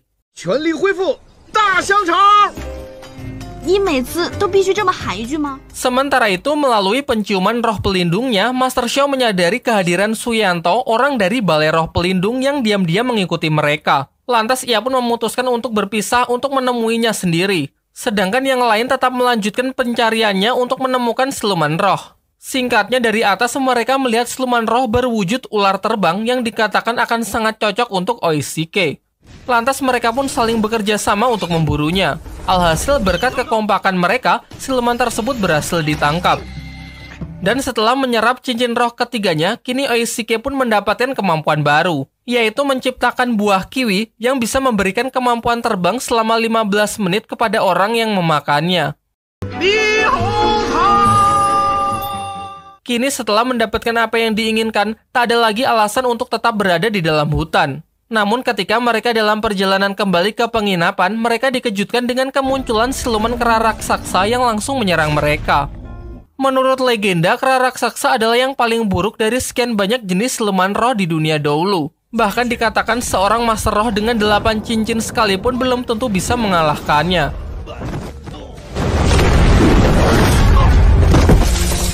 Dan benar saja, satu persatu mereka dihajar habis-habisan oleh monster tersebut yang membuat mereka tak sadarkan diri. Di waktu yang bersamaan, Master Xiao berhasil menemukan Suyanto yang sedang berbicara dengan makhluk misterius. Dari kejauhan, ia melihat kalau makhluk tersebut seakan membius Suyanto. Bersama roh pelindungnya, Master Xiao memutuskan untuk mengikuti makhluk misterius tersebut sampai ke sebuah pinggir danau. Selang beberapa waktu muncullah sesosok naga dari dalam air yang berbicara dengan makhluk yang ia ikuti. Master Xiao mendengar kalau mereka tengah membicarakan mengenai bekerja sama untuk memusnahkan para manusia. Kembali ke rombongan Tangsan, mereka yang sudah tersadar dari pingsannya dan Hulena yang berada di sana melihat kalau kera raksasa itu sudah pergi dengan membawa Xiaowu. Karena merasa khawatir, mereka pun sepakat untuk mencari Xiaowu menggunakan kemampuan baru dari Oishike. Tangsan yang baru pertama kali mencoba terbang melesat tanpa arah hingga jatuh dengan pendaratan darurat. Terlihat juga botol yang ia bawa pecah, di mana gas hijau di dalam botol itu merasuki tangannya. Keadaan diperburuk dengan bertemunya kembali Tangsan dengan siluman laba-laba yang dulu pernah ia lawan sewaktu masih menjadi pemuda desa. Ia pun tak punya pilihan lain selain menghadapinya. Dengan level Tangsan yang sekarang, hanya dengan sekali pukul ia bisa membunuh siluman tersebut dan berniat menyerapnya sebagai cincin roh ketiganya. Namun sebelum itu, Master Xiao tiba-tiba datang dan menjelaskan kalau menurutnya siluman laba-laba ini berusia lebih dari 2000 tahun. Ia pun memperingatkan bahwa berdasarkan teorinya, usia itu sudah melewati batas kekuatan yang mampu ditampung oleh tubuh Tangsan. Resikonya terlalu tinggi untuk diambil karena sudah jelas tubuh Tangsan bisa langsung hancur. Mendengar keributan itu, datanglah 3 orang yang sedang berburu siluman roh yang ternyata salah satu dari mereka adalah Duguyan, wanita yang dicari Tangsan lengkap dengan 2 pengawalnya. Di sini mereka melakukan negosiasi dengan meminta jasad siluman laba-laba itu dan berjanji akan membantunya mencarikan siluman roh lain yang lebih cocok untuk Tangsan. Master Xiao menyarankan agar Tangsan sepakat karena menurutnya hal ini cukup menguntungkan. Akan tetapi Tangsan yang sedang terburu-buru menyelamatkan Xiaowu menolak tawaran itu dan tetap memaksa untuk menyerap cincin roh siluman laba-laba tersebut.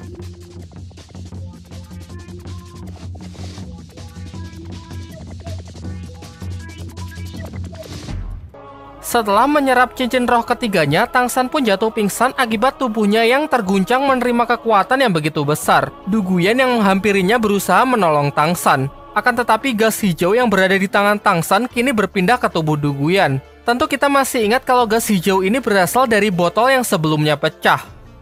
Tangsan yang masih tak sadarkan diri, tiba-tiba jaring laba-laba hitam menyelimuti seluruh tubuhnya menjadi kepompong. Sementara itu, Xiaowu yang sebelumnya dibawa oleh siluman kera raksasa terlihat aman-aman saja, karena ternyata siluman ini adalah teman lama Xiaowu yang bernama Erming. Disinilah terungkap bahwa Xiaowu memiliki kekuatan yang selama ini ia rahasiakan, yaitu ia bisa menyerap kekuatan cincin roh siluman tanpa harus membunuhnya. Dengan ini, Xiaowu juga memiliki 3 cincin roh. Kembali ke tempat Tangsan, ia keluar dari kepompong tersebut dengan kaki laba-laba raksasa yang muncul dari punggungnya. Matanya berubah menjadi hitam karena tubuhnya kini dikuasai oleh siluman laba-laba tersebut. Namun karena tekadnya yang kuat untuk menyelamatkan Xiaowu, secara otomatis tubuhnya bergerak pergi untuk mencarinya. Teman-temannya membiarkannya ia pergi dan hanya mengikutinya dari belakang. Di sisi lain, Dai Mubai tengah bertarung melawan kakak dari Su Ying yang ingin membawa adiknya tersebut untuk pulang. Meskipun sebenarnya Su Ying menolak karena ia ingin tetap berada di Akademi Sri Lanka. Namun setelah melihat banyak orang yang bermunculan, ia pun akhirnya menyerah dan pulang sendiri. Singkat cerita, Tangsan berhasil menemukan Xiaowu dan bertarung melawan Erming meskipun kesadarannya kini sudah hilang. Pak Kepala Akademi dan Master Xiao yang menyusul berniat menghentikan Tangsan dengan cara mencabut kaki laba-laba di tubuhnya. Namun Xiaowu yang mengetahui kalau jika hal itu dilakukan akan membuat Tangsan tidak bisa naik tingkat lagi, ia pun tak membiarkannya dan menyuruh Erming untuk membuat mereka jatuh pingsan. Barulah setelah Master Xiao dan Pak Kepala Akademi pingsan, Xiaowu berencana menyerap sebagian kekuatan siluman laba-laba tersebut agar Tangsan bisa menguasai tubuhnya kembali. Sayangnya karena siluman laba-laba tersebut yang masih mendominasi tubuhnya, di luar kesadaran Tangsan menusuk Xiaowu menggunakan salah satu kaki laba-labanya. Dan hingga akhirnya usaha Xiaowu pun berhasil meskipun ia harus menerima luka dari serangan Tangsan sebelumnya. Tak lama setelah itu, semuanya pun berkumpul yang sudah mendapati Tangsan dan Xiaowu tengah pingsan. Tangsan yang sadar terlebih dahulu sangat syok ketika ia tahu bahwa dirinya lah yang telah melukai Xiaowu. Beranjak dari hutan pertarungan bintang, Xiaowu pun dibawa kembali ke penginapan untuk mengobati lukanya. Kedua pengawal Du Guyan yang masih penasaran dengan Tangsan datang untuk melihat kondisinya yang harusnya tak bisa pulih setelah tubuhnya diambil alih oleh siluman laba-laba. Lalu mereka juga memastikan gas hijau apa yang sebelumnya berada di tangan Tangsan yang kemudian berpindah ke tangan Du Guyan. Namun Tangsan menepis tuduhan tersebut sehingga mereka hanya mengira kalau sudah salah lihat. Setelah mereka pergi, Tangsan lalu diperintahkan Master Xiao pergi ke kota demi mencarikan obat-obatan untuk Xiaowu. Namun di sana ia malah bertemu dengan Sikyu dan dikarenakan tugasnya untuk menaruh racun itu ke tubuh Du Guyan sudah berhasil ia selesaikan, Sikyu menepati janjinya dengan memberikan penawar racun untuk Xiaowu. Namun sebelum pergi, Sikyu mengatakan bahwa ia sangat terkesan kepada Tangsan yang seharusnya ikut mati terkena racun tersebut. Ia yang tertarik kepada Tangsan menawarinya untuk bergabung dengan organisasinya, sebuah organisasi rahasia di dunia dahulu yang dipimpin oleh Tang Hao yang ternyata adalah ayah dari Tangsan. Dari sini akhirnya pun terungkap bahwa ayah Tangsan ternyata adalah legenda Master Roh yang memiliki 9 cincin yang dulu pernah bertempur melawan Balai Roh Pelindung. Ia kemudian menyampaikan syarat jika Tangsan minat bergabung dengan organisasinya adalah dengan mengikuti ujian pertarungan roh melawan tim Dewa Iblis di kota Shishi. Jika Tangsan berhasil menyelesaikan ujian tersebut, Tangsan bisa datang ke Akademi Changhui, tempat di mana ayahnya berada. Setelah kembali ke penginapan, Tangsan segera memberikan obat penawar tersebut dan dengan menggunakan roh pelindung rumput peraknya, ia juga membantu dalam penyerapan racun di dalam tubuh Xiaowu demi mempercepat pemulihannya. Sembari menunggu Xiaowu siuman, Tangsan menceritakan mengenai ayahnya kepada Master Xiao serta kejadian di kota sebelumnya. Ia kini mengingat sebelum ayahnya pergi memang pernah berkata bahwa keluarganya memiliki banyak sekali rahasia dan Tangsan akan diberitahu jika ia sudah cukup kuat. Di sini Master Xiao memberikan saran agar Tangsan tidak terburu-buru untuk pergi ke tempat pertarungan roh karena meskipun di Akademi Sri Lanka kekuatan Tangsan terlihat lumayan, namun sebenarnya di dunia dahulu kekuatannya tersebut tidak ada apa-apanya. Malam harinya, Su Ying terlihat sudah mulai akrab dengan Dai Mubai. Dai Mubai lalu membantu Su Ying dengan merebusnya di atas api untuk menghilangkan cacing pelacak aroma yang membuat kakak Su Ying selalu tahu keberadaannya. Sementara itu, Mang Hojun yang sangat membenci bule karena telah mencelakai ayahnya dengan obat mutasi roh, meminta Tangsan mengantarkannya untuk balas dendam. Namun ketika mereka sudah menemuinya, Mang Hojun justru mengurungkan niatnya tersebut karena ia mengaku tak ingin menjadi pembunuh seperti dia.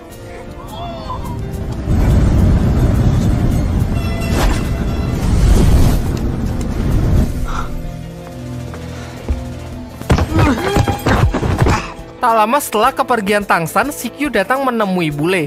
Di sini ia berniat menghabisinya dikarenakan ulah bule yang tak pandai menjaga rahasia, membuat semakin banyak orang yang mengetahui eksistensinya. Tak hanya Akademi Sri Lanka, bahkan Balai Roh Pelindung sekarang mencarinya.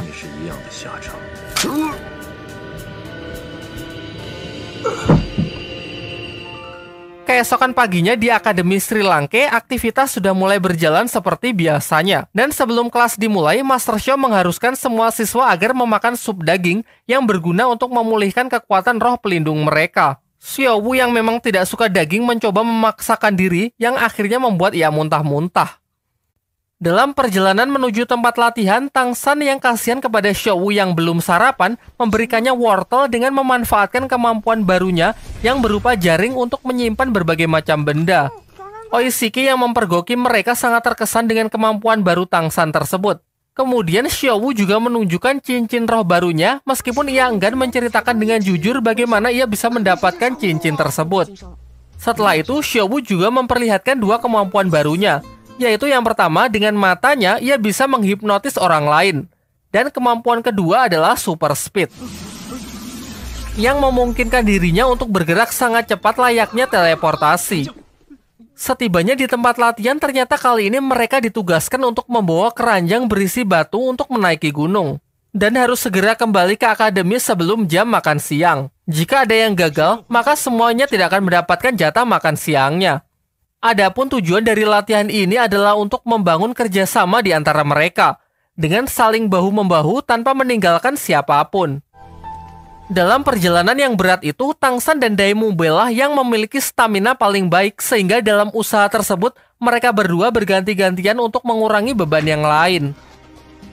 Meskipun tugas ini nampaknya sangat berat, mereka akhirnya bisa menyelesaikannya berkat kerjasama yang semakin baik. Malam harinya, Hulena menemui Daimube untuk mempengaruhi pikirannya demi mengetahui seluruh rahasia dari Daimube, menggunakan kekuatan matanya yang mampu melakukan serangan mental. Dari sini akhirnya terungkap roh pelindung dari Hulena adalah tipe magic yang bisa melakukan hipnotis. Namun sebelum ia mendapatkan informasi yang ia inginkan, tiba-tiba datang kakak dari Daimube untuk menghentikan aksinya tersebut. Dari sini diketahui bahwa Daimube telah lari dari rumahnya dan kakaknya lah yang diutus untuk membawanya kembali pulang. Singkat cerita, mereka pun bertarung dibantu oleh Tangsan yang juga mendengar keributan mereka.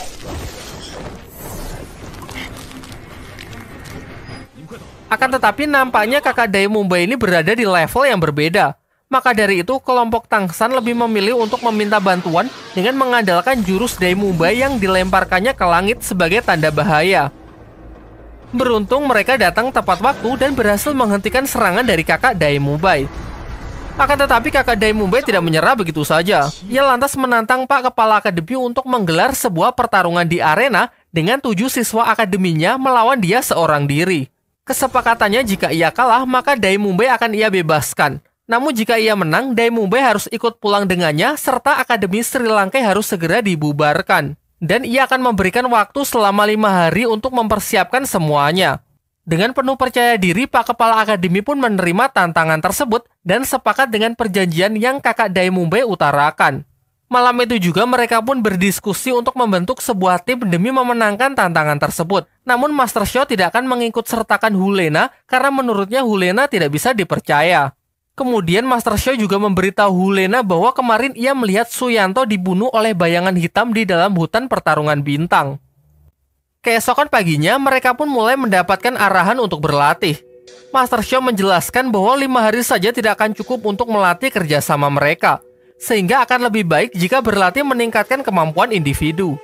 Ia lalu juga menjelaskan agar latihan dilakukan secara terpisah dan dikelompokkan berdasarkan tipe kemampuan roh pelindung. Suying dan Xiao Wu akan berlatih dengan Pak Kepala Akademi.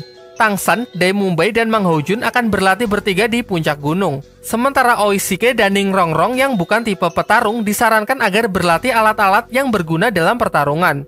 Latihan kali ini bertujuan untuk mengetahui kelemahan mereka masing-masing agar bisa menyusun strategi serangan yang paling efektif. Su Ying dan Xiao dapat dikategorikan sebagai fighter yang memiliki movement speed tinggi, dilatih agar perpindahan mereka tepat dan efisien. Oishike dan Rongrong, meskipun roh pelindungnya tak memiliki damage, dituntut harus tetap bisa bertarung menggunakan berbagai macam peralatan. Sementara tiga petarung inti, Tangsan, Daemumbai, dan Mang Houjun harus bisa menciptakan combo yang mematikan. Tangsan sebagai fighter crowd control dilatih agar bisa mengoptimalkan kemampuan roh pelindungnya untuk mendukung Daemumbai sebagai fighter dengan damage tinggi dan Mang Houjun yang memiliki tipe serangan area. Di malam harinya, Master Xiao mulai berpikir untuk mengadakan sparring para tipe support melawan seorang fighter. Hal ini dilakukan untuk memperlihatkan bahwa tipe support juga bisa bertarung. Besoknya, dua tipe support, Oishike dan Ning Rongrong, dilatih untuk bertarung melawan Mang Houjun yang notabene-nya jelas bertipe petarung. Pada awalnya, semua meragukan dua support tersebut bisa mengalahkan Mang Houjun karena memang roh pelindung mereka tidak didesain untuk bertempur. Namun berkat kerjasama yang baik, Mang Houjun pun mengakui kekalahannya. Pelajaran pun mereka dapatkan bahwa jangan pernah meremehkan lawan selemah apapun, apalagi hanya melihat dari tipe roh pelindungnya saja.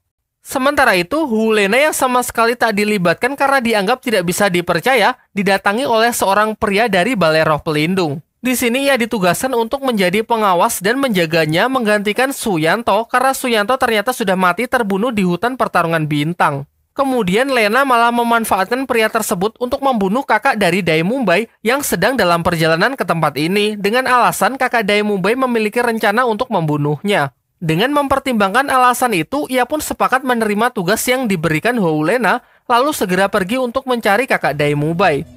Tak butuh waktu lama, pria tersebut pun berhasil bertemu dengan kakak Daemumbai. Singkat cerita, semua persiapan untuk mengadakan pertarungan pun telah selesai dan terlihat para siswa yang sudah menunggu kedatangan dari kakak Daemumbai. Mungkin kalian berpikir bahwa ia tak akan datang karena telah dihabisi oleh orang suruhan Hu Lena. Akan tetapi ternyata kakak Daemumbai datang ke pertandingan tersebut dan seolah-olah tak terjadi apa-apa. Walaupun terlambat, kakak Daemumbai kini telah tiba di arena pertarungan. Mengetahui yang akan menjadi lawannya sedang terluka dan tidak dalam kondisi prima, Tangsan menawarkan sosis pemulihan dari Oishike agar pertarungan bisa berjalan secara adil. Namun dengan penuh percaya diri, ia malah mengatakan bahwa untuk menghadapi sekumpulan anak-anak, ia tak harus menggunakan seluruh tenaganya. Singkat cerita, pertarungan pun dimulai. Dan Daemumbai yang berperan sebagai ketua tim memerintahkan Oishike dan Ning Rongrong agar tidak naik ke arena karena ia berpendapat bahwa roh pelindung tipe support tidak akan berguna dalam pertarungan dan justru akan hanya menjadi beban. Ditambah lagi ia beranggapan kalau kemenangan mereka berdua dari Mang Houjun kemarin hanyalah sebuah kebetulan. Akhirnya 5 fighter lah yang maju untuk menghadapi kakak Daemumbai. Dari sini Daemumbai lah yang memberikan perintah. Dirinya, Mang Houjun, Su Ying, dan Xiao akan terus melancarkan serangan, sementara Tangsan dengan tali akar pohonnya akan mengikat lawan demi membatasi pergerakannya. Sayangnya karena strategi yang sama sekali tidak matang, tim yang dipimpin Daemumbai ini mengalami blunder.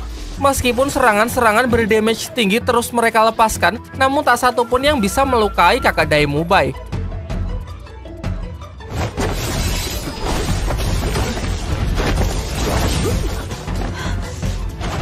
Disinilah letak kesalahan dari Daemumbai, di mana ia hanya berfokus pada kekuatan yang besar tanpa dibarengi dengan kerjasama yang baik. Hingga pada puncaknya ia mendapatkan serangan fatal tepat ke dadanya yang membuatnya tak bisa lagi melanjutkan pertarungan. Sementara itu, Tangsan yang terus berpikir mencoba mengambil alih kepemimpinan dengan menyertakan Ning Rongrong dan Oishike terlibat masuk ke dalam arena. Sebagai serangan pertama, Ning Rongrong melemparkan beberapa bola kecil yang jelas dapat ditangkis dengan sangat mudah. Berikutnya, Oishike yang menggunakan serangan serupa berhasil mengikat tangan lawan karena ia menggunakan sejenis peralatan sulapnya. Dilanjutkan dengan efek kejut aliran listrik yang menyita sedikit waktu kakak Daemumbai. Tanpa jeda, Mang Houjun mengambil resiko dengan mengerahkan seluruh energinya untuk menembakkan kobaran api. Namun ia mengincar area bawah yang mengarah ke bola-bola yang ditangkis sebelumnya yang ternyata adalah bola asap guna menyamarkan serangan Tangsan sehingga tali akarnya lumayan mendapatkan waktu untuk mengikat seluruh tubuh dari kakak Daemumbai. Kombinasi tersebut diakhiri oleh tendangan Xiaowu yang diperkuat dengan kekuatan roh pelindung milik Ning Rongrong yang membuat kakak Daimumbai keluar arena sehingga ia dinyatakan kalah dalam pertarungan tersebut. Dengan ini, kakak Daimumbai pun membebaskan adiknya tersebut dan berkata bahwa kita akan bertemu lagi di kota Master Roh yang akan digelar pertandingan Akademi Master Roh terbesar di dunia dahulu. Seusai pertarungan, Daimumbai mengakui kesalahannya sebagai ketua tim yang telah gagal sehingga membuat semuanya diambang kekalahan. Ia lalu mengungkapkan bahwa dulu sebelumnya ia menganggap bahwa kekuatan adalah segalanya bagi seorang Master Roh untuk bisa memenangkan pertarungan. Namun ia kini sadar bahwa sebuah pertarungan tidak serta-merta selalu mengandalkan kekuatan, melainkan strategi yang baik juga sangatlah diperlukan. Mendengar hal itu, Tang San tak sedikit pun menyombongkan dirinya. Ia tetap menganggap bahwa Daimumbai akan selalu menjadi ketua tim yang hebat dari para murid Akademi Sri Lanka yang membuat semuanya sangat terharu. Keesokan paginya, Tang San dan Daimumbai dipanggil untuk menemui dua orang dari akademi lain yang mencari mereka dan ternyata salah satunya adalah Du Guyan, wanita yang Tang San temui di hutan pertarungan bintang beberapa waktu yang lalu. Singkat cerita, mereka pun memperkenalkan diri bahwa mereka berasal dari Akademi Tiando yang berada di bawah naungan kerajaan Tiando. Ia juga menjelaskan bahwa semalam ia sangat terkesan menyaksikan pertarungan mereka melawan kakak Daimumbai. Jadi maksud kedatangannya kali ini adalah untuk mengajak Tang San dan Daimumbai untuk mengikuti turnamen pertandingan Master Roh terbesar di dunia dahulu yang akan diadakan oleh Balai Roh Pelindung. Seperti yang sudah disinggung oleh kakak Daimumbai kemarin. Namun karena Sri Lanka bukan akademi resmi, sedangkan yang boleh berpartisipasi dalam pertandingan tersebut hanya akademi resmi, maka di sini ia mengajak mereka berdua ikut serta atas nama Akademi Tiando. Tang San yang sangat loyal kepada Sri Lanka tanpa pikir panjang menolak tawaran tersebut. Namun berbeda dengan Daimumbai yang terlihat masih berpikir karena ini adalah kesempatannya bisa kembali bertarung dengan kakaknya yang diketahui adalah ketua tim dari tim yang mewakili akademinya. Karena Daimumbai yang belum bisa memutuskan, mereka pun diberi waktu 1 hari agar bisa mempertimbangkannya secara matang. Kemudian Daimumbai menceritakan kepada Tang San alasan dibalik keraguannya mengambil keputusan tersebut. Dari sini terungkap bahwa Daimumbai ternyata adalah seorang pangeran dari kerajaan Xingluo. Namun sang kakaklah yang dianggap lebih kuat dan berbakat, sementara dirinya selalu dianggap yang paling lemah hingga akhirnya menjadi yang terlupakan. Kini ia melihat bahwa tawaran ini menjadi satu-satunya kesempatan bagi dirinya untuk mengalahkan sang kakak dan membuat keberadaan dirinya diakui oleh semua orang di kerajaan. Mendengar alasan itu, Tang San pun bersimpati dan mengatakan akan selalu mendukung apapun keputusan dari Daimumbai. Singkat cerita, mereka berdua pun menemui para utusan Akademi Tiando. Disinilah akhirnya Daimumbai menyampaikan keputusannya yang menolak tawaran tersebut karena menganggap dirinya hanya akan dimanfaatkan sebagai alat politik untuk memperkuat dan memperluas kekuasaan kerajaan-kerajaan mereka. Mendengar hal itu, utusan tersebut pun sama sekali tak menepis tuduhan Daimumbai dan membenarkan semua perkataannya. Akan tetapi di luar itu semua, sebenarnya putra mahkota kerajaan Tiando memang ingin membantu Daimumbai. Di tengah pembicaraan mereka, tiba-tiba Du Guyan jatuh pingsan yang membuat Tang San berpikir bahwa mungkin racun dari botol hijau sebelumnya kini mulai bereaksi. Mereka pun sepakat untuk membawanya kembali ke desa untuk beristirahat. Setelah sampai di desa, Oishike memberinya makanan yang ia buat dengan kekuatan roh pelindungnya. Sayangnya hal itu kurang membantu sehingga rekannya memutuskan untuk kembali ke kerajaan agar di sana Du Guyan bisa diobati. Sebelum pergi, ia mengatakan bahwa putra mahkota kerajaan Tiando ingin menemui Daimumbai perihal tujuan sebenarnya di balik bantuan yang ditawarkan sebelumnya. Namun pertemuan mereka bukan di kerajaan Tiando, melainkan di kota yang bernama Sisi untuk menemui sang putra mahkota. Hal ini karena pertemuan tersebut benar-benar rahasia. Singkat cerita, semua siswa Akademi Sri Lanka pun dikumpulkan. Pak Kepala Akademi lalu menyampaikan mengenai Tang San dan Daimumbai yang ditawari untuk ikut dalam ajang bergengsi di dunia dahulu mewakili Akademi Tiando, meskipun dengan tegas mereka telah menolaknya. Kemudian ia menjelaskan bahwa pertandingan yang digelar kali ini adalah yang terbesar, sehingga Akademi Sri Lanka akan menjadwalkan untuk berangkat bersama-sama pergi ke ibu kota kerajaan Tiando, meskipun bukan untuk berpartisipasi, melainkan hanya demi bertemu dengan Master Roh dari seluruh penjuru dunia dan melihat dunia dahulu yang sesungguhnya. Sebelum keberangkatan mereka, secara pribadi Tang San menemui Master Xiao untuk meminta izin mampir ke kota Sisi demi mencari informasi mengenai tim Dewa Iblis, karena kebetulan perjalanan kali ini melewati kota tersebut. Ia juga menambahkan bahwa ia benar-benar ingin segera menemui ayahnya dan mengungkap semua rahasia yang selama ini tak bisa membuatnya tidur nyenyak. Namun di sini Tangsan tidak mengatakan tujuannya yang sebenarnya adalah untuk menemui putra mahkota kerajaan Tiando kepada Master Xiao. Akhirnya perjalanan panjang menuju kerajaan Tiando pun dimulai dengan diiringi musik yang menggambarkan eratnya kebersamaan mereka layaknya sebuah keluarga.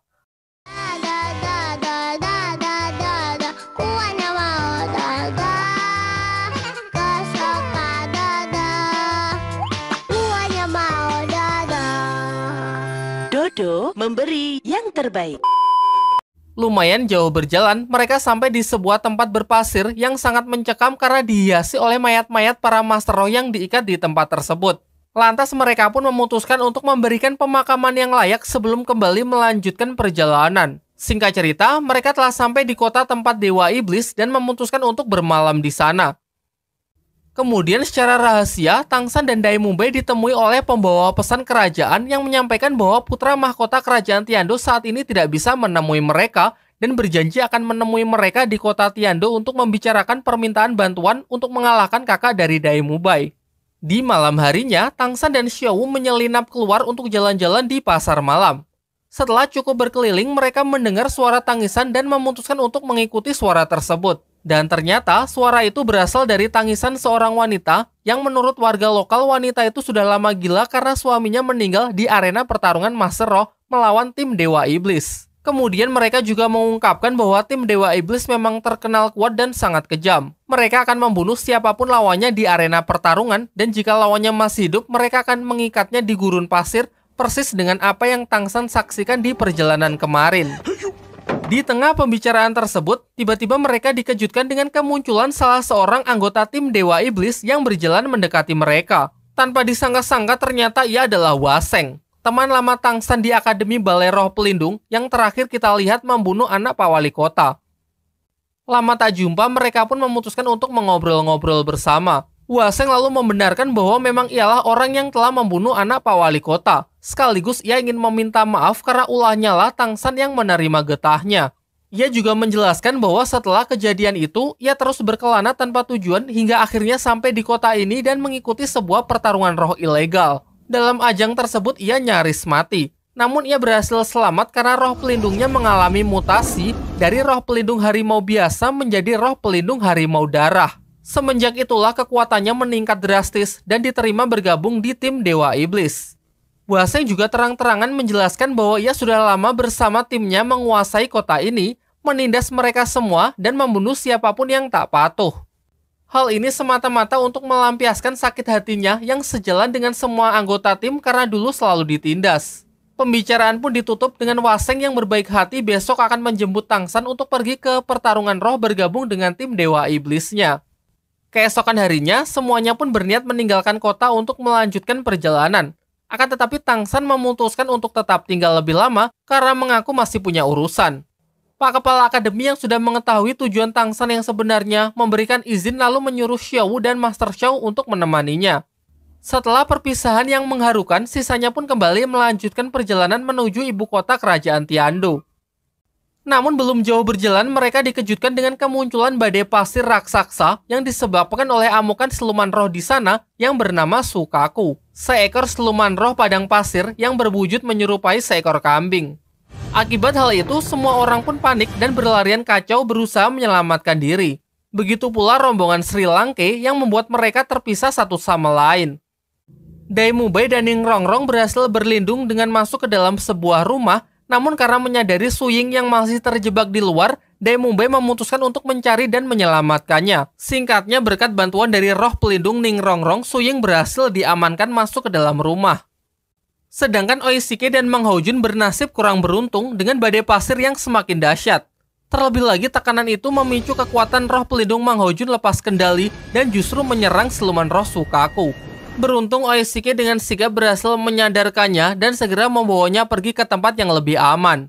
Sementara itu, Tangsan dan Xiaowu berhasil selamat dengan berlindung di bawah puing-puing. Terlihat tak jauh dari mereka Hulena yang pingsan terombang-ambing oleh tornado tersebut. Dengan bantuan Xiaowu dan kekuatan roh pelindung tali akarnya, ia berhasil menangkap Hulena sehingga terhindar dari petaka tersebut.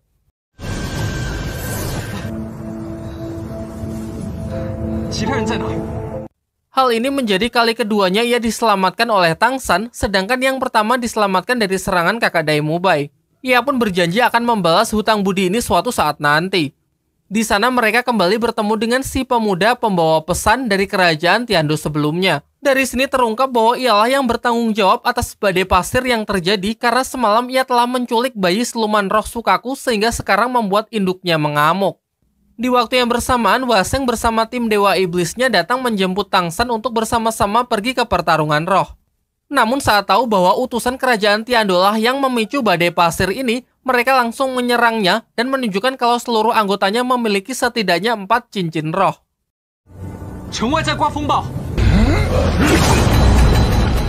Ketua tim Dewa Iblis bernama Meng Li menyuruh si pembawa pesan untuk mengembalikan anak Sukaku untuk mempertanggungjawabkan perbuatannya. Jika si pembawa pesan menolak, maka ia takkan segan untuk membunuhnya sekarang. Akan tetapi karena ia terlalu takut, Tang San lah yang bersedia maju untuk menggantikannya. Sampai akhirnya dengan ditemani Xiaowu, ia pun memberanikan diri untuk membawa anak Sukaku untuk dikembalikan kepada induknya. Setelah anaknya kembali, seketika badai pun langsung menghilang. Setelah kembali, ternyata semua anggota tim Dewa Iblis sudah menunggunya dan mengungkapkan kekagumannya atas keberanian yang dimiliki oleh Tang San. Sang ketua lalu menjelaskan sebagai langkah awal untuk mengikuti pertarungan roh dan bergabung dengan timnya, Tang San ditantang untuk membunuh si pembawa pesan dengan tangannya sendiri. Jelas Tang San dengan tegas menolaknya sehingga ketua tim yang kejam itulah yang turun tangan membunuhnya. Sontak hal ini membuat Tang San tak bisa menahan emosinya lagi. Dengan tegas ia pun mengatakan sama sekali tak berminat bergabung dan justru menantangnya untuk bertarung di arena roh. Sebagai taruhannya, jika Tang San menang, maka tim Dewa Iblis harus menghentikan penindasannya dan segera angkat kaki dari kota ini. Dengan penuh percaya diri, Meng Li pun menyambut baik tantangan tersebut dan menyuruh Tang San mempersiapkan diri bahwa pertarungan arena roh akan dimulai 1 hari lagi. Setelah tim Dewa Iblis pergi, para warga yang mendengar tantangan tersebut pun berdatangan untuk mendukung Tang San karena kemenangannya memberikan harapan besar kepada mereka agar terlepas dari penderitaan yang selama ini mereka alami. Di sisi lain, ternyata Ning Rongrong dan Oishiki juga mendengar pembicaraan Tang San dan ketua tim Dewa Iblis sebelumnya. Lantas ia pun menceritakan kepada Master Xiao dan Pak Kepala Akademi.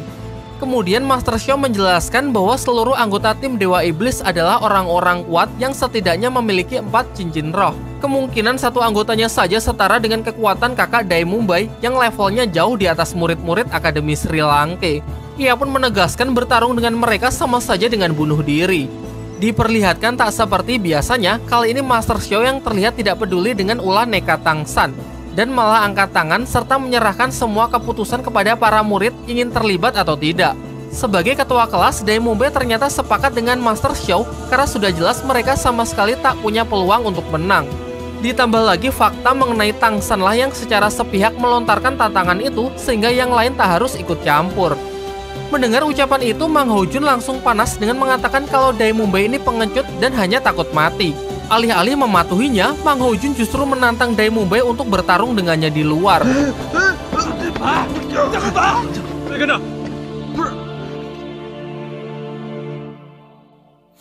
Setelah perdebatan panas tersebut, Daimubai menerima ajakan Mang Hojun untuk menyelesaikannya berdua di luar. Akan tetapi bukannya berkelahi, Daimubai justru berbisik bahwa apa yang ia katakan sebelumnya hanyalah sandiwara untuk membohongi anak-anak lain. Tentu saja setelah semua yang terjadi, urusan Tang San juga menjadi urusannya sehingga ia berniat membantu Tang San tanpa melibatkan yang lain karena masalah kali ini dinilai terlalu berbahaya. Tetapi Su Ying yang sudah cukup lama mengenal Daimubai diam-diam mengikutinya dan menyatakan kalau ia juga siap ikut membantu. Sementara itu, diperlihatkan Tang San dan Xiaowu mendatangi seorang pandai besi di kota tersebut. Ia kemudian meminta izin menggunakan alat-alatnya untuk menempa besi demi membuat senjata rahasia guna mengalahkan tim Dewa Iblis. Orang tersebut pun nampak tak keberatan meminjamkan alat-alatnya dan mengatakan bahwa ia tak butuh uang, melainkan hanya ingin Tang San menang. Singkatnya, setelah berhasil membuat beberapa senjata, bersama Xiaowu, ia pun memutuskan untuk kembali ke penginapan. Di malam harinya, saat Tang San tengah berpikir keras untuk menemukan cara mengalahkan tim Dewa Iblis, ia dikejutkan dengan kedatangan seluruh teman-temannya yang ternyata bersedia membantu Tang San untuk bertarung bersama besok melawan tim Dewa Iblis. Dengan bersatunya mereka, jelas membuat Tang San bisa bernafas lebih lega sekarang. Ia pun lalu mendiskusikan rencana yang efektif, juga membagikan senjata rahasia yang mungkin akan berguna dalam medan perang nanti. Keesokan harinya mereka semua pun berkumpul untuk mendengarkan pidato singkat dari Pak Kepala Akademi. Di sini ia mewanti-wanti bahwa apapun yang terjadi, ia dan Master Xiao sama sekali tak akan terlibat, sehingga para murid harus berjuang mengandalkan kemampuannya sendiri. Setelah pidato itu, terlihat Hu Lena yang biasanya bersikap cuek, kali ini peduli mengingat hutangnya yang sudah 2 kali diselamatkan oleh Tang San. Ia pun menariknya dan menyarankannya agar menyerah saja. Menurut Hu Lena sama sekali tak ada peluang untuk menang karena para anggota tim iblis sangatlah kuat dengan setidaknya memiliki 4 cincin roh yang melekat di tubuh mereka. Namun jelas Tang San tak akan mundur, karena jika hari ini tim Dewa Iblis tak dihentikan maka akan semakin banyak orang yang menderita. Hingga pada akhirnya mereka pun berangkat bersama di mana tim Dewa Iblis sudah menunggu mereka. Sang ketua Meng Li dengan sombong memberikan peringatan kepada Tang San kalau ini akan menjadi pertarungan hidup dan mati. Sehingga untuk terakhir kalinya, ia pun mengatakan bahwa sekaranglah kesempatan terakhir Tang San jika ingin mengaku kalah. Tentu saja gertakan itu tak cukup untuk menggoyahkan tekad Tang San. Ia pun lantas menunjukkan kekuatan cincin roh pelindung yang ia miliki, diikuti oleh teman-temannya yang menandakan bahwa mereka tak akan mundur. Dengan formasi yang tepat dan lebih terkonsep ketimbang saat melawan kakak Daimu Bai kemarin. Dan kali ini Tang San lah yang memimpin. Ia pun memerintahkan Oishike dan Ning Rongrong untuk melemparkan bola-bolanya sebagai serangan pembuka yang dilanjutkan dengan tembakan api Mang Hojun untuk memicu ledakan bola-bola asap tersebut yang membuat pertarungan semakin meriah. Bermaksud menghalangi jarak pandang para musuh-musuhnya, tanpa jeda Daimu Bai, Tang San, Xiao Wu, dan Su Ying pun maju untuk melepaskan serangan kejutan. Namun nampaknya strategi ini tak berjalan efektif, di mana tim Dewa Iblis dapat dengan mudah mengcounter serangan-serangan tersebut dan kembali muncul sambil bergaya untuk menunjukkan perbedaan kekuatan di antara mereka. Merasa geli dengan pose mereka, Daimu Bai segera mengubah pola serangannya dengan melakukan pressing dari jarak dekat. Terjadilah pertarungan 1 lawan 1 antara dirinya dengan Hua Sheng, memperlihatkan kalau mereka lawan yang cocok karena sama-sama memiliki tipe roh pelindung harimau. Namun Daimu Bai berhasil unggul dan nyaris bisa membunuh Hua Sheng. Diperlihatkan ia dan Su Ying menjadi pengalih perhatian yang cukup baik, memberikan waktu kepada Tang San untuk mempersiapkan pola serangan berikutnya. Menggunakan kemampuan jaring tali akar, Tang San berhasil menjerat musuh-musuhnya lalu menyiramkan minyak ke tubuh mereka. Sementara Mang Hojun sudah bersiap untuk menyulutnya demi memicu ledakan besar guna membakar tim Dewa Iblis. Sayangnya masih terlalu awal untuk merayakan kemenangan. Ketua tim Dewa Iblis beserta jajarannya pun mengaku tak akan menahan diri lagi dan secara bersamaan melancarkan serangannya. Sekilas adegan ini mengingatkan kita kepada scene pertarungan di bandara Jerman ketika tim Iron Man bertempur dengan Steve Rogers di film Captain America Civil War. Diperlihatkan medan pertempuran yang semakin rusuh di mana masing-masing dari mereka mendapatkan lawannya sendiri-sendiri. Akan tetapi nampaknya pertarungan dengan cara seperti ini sama sekali tak menguntungkan pihak Tang San, karena kemampuan individu para anggota tim Dewa Iblis yang benar-benar luar biasa kuat meskipun tanpa strategi sekalipun dan hanya menyerang secara brutal. Di sini dari pihak tim Dewa Iblis ternyata memiliki fighter bertipe serangan ala Sub-Zero yang mampu mengcounter kekuatan api dari Mang Hojun, membuat jurus-jurus api roh pelindung Phoenix yang selama ini menjadi andalannya benar-benar tak berguna di hadapan lawannya yang satu ini. Keadaan pun diperparah, memperlihatkan para support Sri Lanka dipaksa bertarung secara langsung yang jelas mereka dapat dijatuhkan dengan sangat mudah. Oishike yang selama ini tak pernah turun tangan dalam pertarungan fisik terlihat kewalahan saat berusaha mati-matian melindungi Ning Rongrong. Sementara keadaan Xiao dan Su Ying juga tak lebih baik karena perbedaan kekuatan mereka yang terlampau jauh. Sampai akhirnya di ambang kekalahannya, mereka teringat senjata rahasia dari Tang San. Setelah mendapatkan sinyal dari Tang San, secara kompak mereka pun melepaskan serangan dari senjata tersebut yang sangat mengagetkan tim Dewa Iblis. Tentu tim Sri Lanka sama sekali tak menyia-nyiakan kesempatan ini, karena senjata itu hanya bisa digunakan sekali pakai. Ternyata serangan kejut hanya digunakan sebagai pengalih perhatian, sementara Tang San sudah melompat ke atas, memanfaatkan kekuatan jaringnya guna menyembunyikan puluhan rasengan milik Daimu Bai, lalu segera melemparkannya untuk mengakhiri pertempuran. Tak main-main, efek serangannya tersebut benar-benar meledakkan medan perang. Sedangkan dengan kemampuan kubah harimau Daimu Bai melindungi seluruh anggotanya sehingga tak terdampak. Setelah menyaksikan kekalahan dari kelompok yang selalu menindas mereka, seluruh warga kota berdatangan untuk merayakan kemenangan dari para murid Akademi Sri Lanka.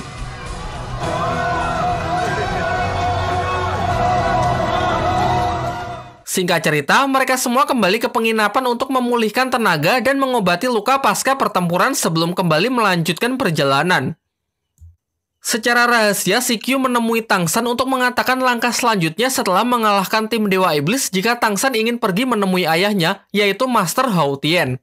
Yaitu ia harus membuktikan kemampuannya dengan cara mengikuti turnamen pertarungan Akademi Master Roh hingga masuk ke final dalam ajang tersebut.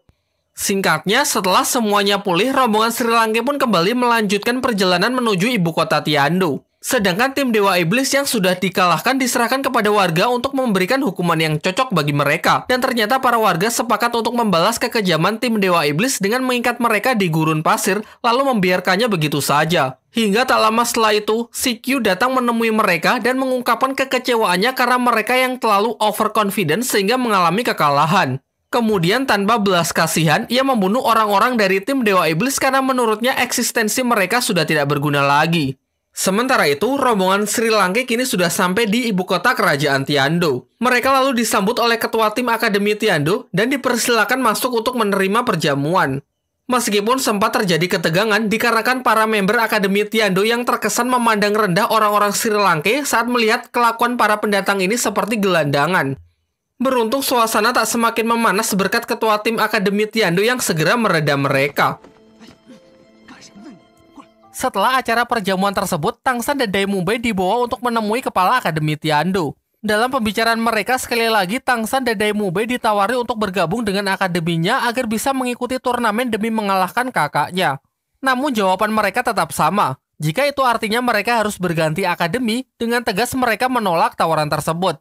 Meskipun memang tak ada jalan lain karena Akademi Sri Lanka jelas tak memenuhi persyaratan untuk bisa berpartisipasi. Di tengah pembicaraan mereka, datanglah putra mahkota kerajaan Tiandu. Di sini ia digambarkan sebagai orang yang tak seberapa kuat namun sangat pandai bicara. Mengandalkan kemampuannya itu, ia menengahi diskusi yang terjadi dengan menjelaskan bahwa Tangsan dan Dai Mumbai tidak perlu pindah akademi secara permanen, melainkan hanya perlu meminjam nama Akademi Tiandu dan bisa kembali ke Sri Lanka setelah acara tersebut selesai. Alhasil dengan memaparkan solusi yang cukup masuk akal dan sedikit melakukan penggiringan opini, kesepakatan itu pun dapat diterima. Sementara itu, member Akademi Tiandu yang masih kesal dengan para murid Sri Lanka di perjamuan sebelumnya mencari ketua tim Sri Lanka dengan mendatangi penginapan mereka untuk menantangnya bertarung.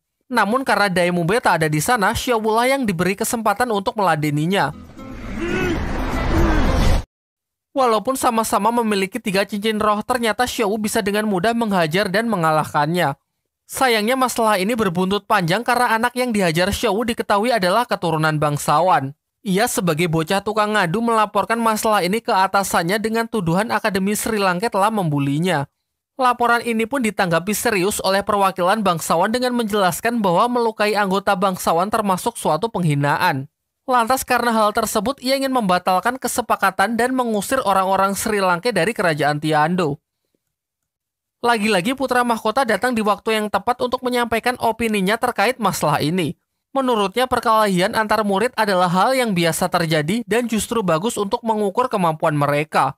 Ditambah lagi fakta bahwa Dai Mumbai juga merupakan anggota bangsawan membuat derajat mereka setara sehingga tak ada yang perlu dipermasalahkan. Di tengah pembicaraan mereka, tiba-tiba seorang kakek muncul dan langsung menyerang orang-orang Sri Lanka. Semuanya pun dibuat sama sekali tak berkutik karena si kakek legend ini adalah seorang master roh mulia dengan 9 cincin yang melekat pada tubuhnya. Diketahui ia dipanggil sebagai kakek Dugu, yang merupakan senior dari klan Duguyan. Ternyata kedatangannya ke sini adalah untuk mencari Tangsan terkait racun yang telah mengkontaminasi tubuh cucunya.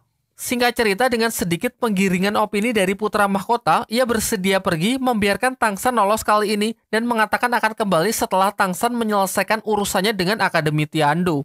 Meskipun hal ini membuat orang-orang Sri Lanka tak jadi diusir, kejadian tersebut membuat hubungan yang cukup tegang dengan pihak Akademi Tiandu. Putra mahkota pun mengambil solusi agar orang-orang Sri Lanka dialihkan ke Akademi Lanba, sebuah akademi kecil yang juga merupakan bagian dari kerajaan Tiandu.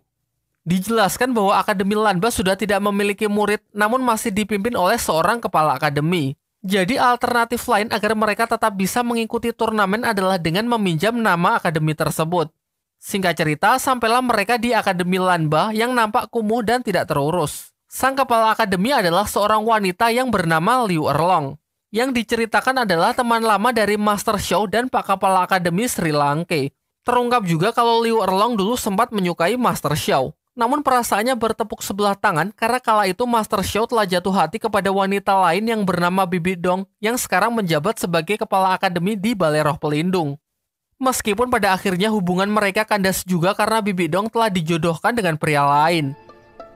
Setelah cukup nostalgia, mereka disambut dengan baik dan dipersilakan untuk tinggal di akademi tersebut.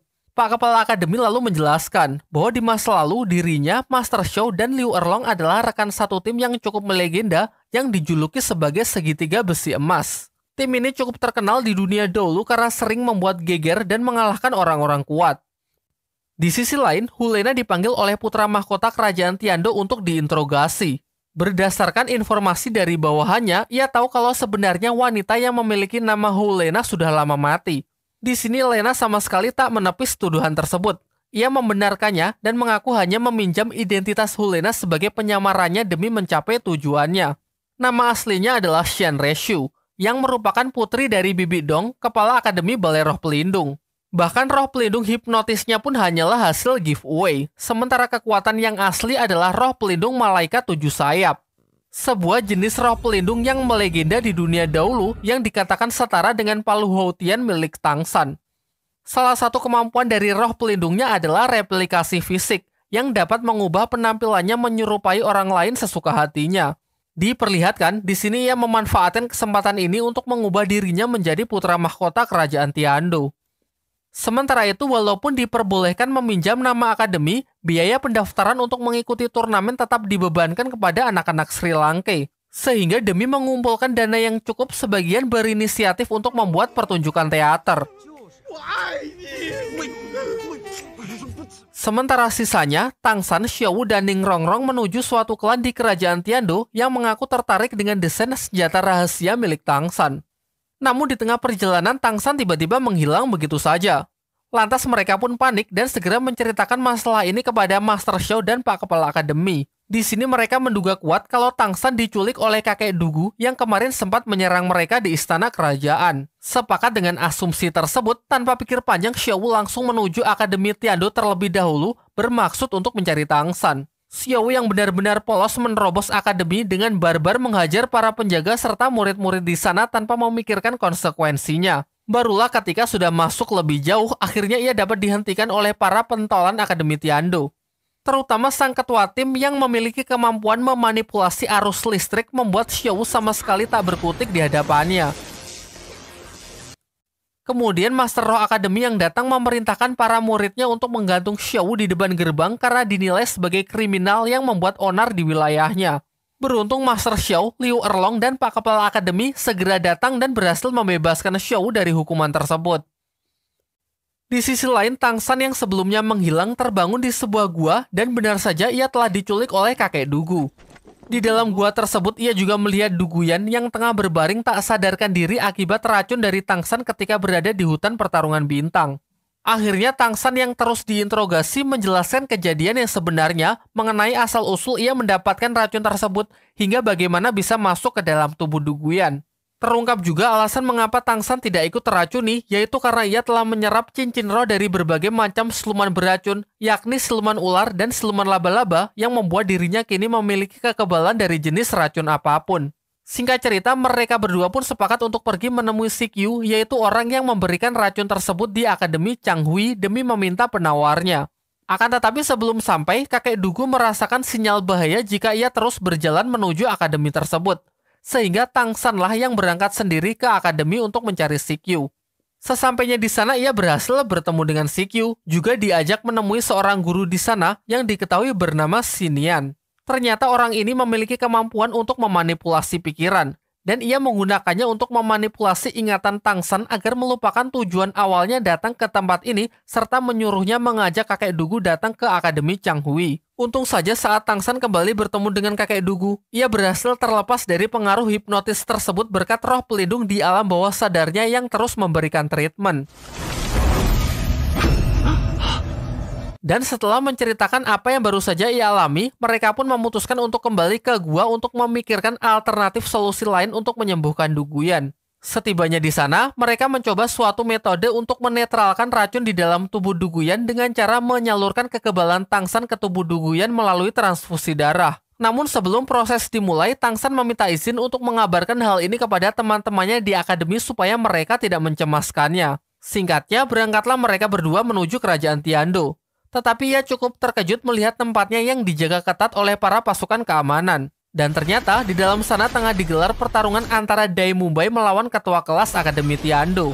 Akar permasalahannya adalah mengenai Xiao Wu yang tanpa izin menerobos masuk akademi dan membuat kekacauan di sana. Sehingga mereka telah membuat kesepakatan jika perwakilan murid Sri Lanka bisa mengalahkan ketua tim Akademi Tiando, maka Xiao Wu akan dibebaskan dari hukuman. Mengetahui hal itu, Tangsan pun maju menggantikan Dai Mumbai dalam pertarungan tersebut. Dan dengan mengandalkan kekuatan yang ia pinjam dari kakek Dugu, dalam sekejap Tangsan dapat mengalahkan ketua tim Akademi Tiando sehingga Xiao Wu kini mereka lepaskan.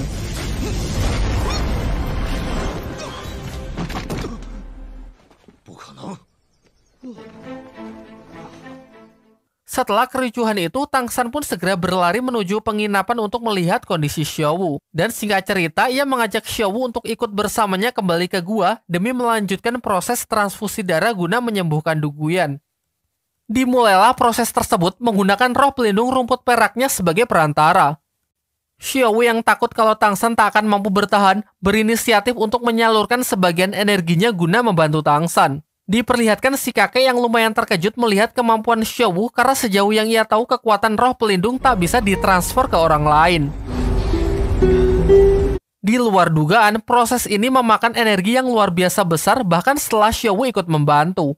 Ditunjukkan satu persatu kalau cincin roh Xiao Wu perlahan mulai lenyap akibat transfer energi yang melampaui limit hariannya. Di waktu yang bersamaan, Master Xiao yang baru tahu kalau Tangsan dimanfaatkan untuk menetralkan racun di tubuh Duguyan merasa sangat cemas karena berdasarkan teorinya proses tersebut dapat menguras seluruh energi bahkan bisa membunuh Tangsan. Lantas mereka bertiga pun sepakat untuk pergi menuju lokasi mengandalkan penciuman tajam dari roh pelindung Master Xiao demi menghentikan proses tersebut. Akan tetapi sebelum sempat menemui muridnya, di depan mereka sudah dihadang oleh kakek Dugu yang menolak mereka mengganggu proses penyembuhan cucunya. Sehingga pertarungan pun tak terhindarkan.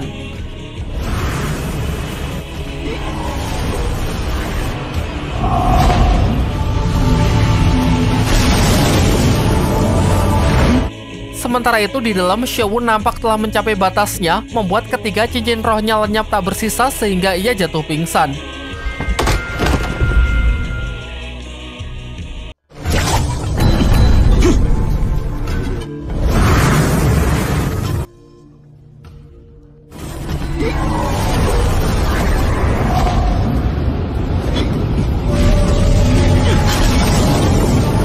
Beruntung sebelum sempat ada yang terluka, Tangsan segera datang untuk menghentikan mereka sembari mengatakan kalau operasinya telah berhasil.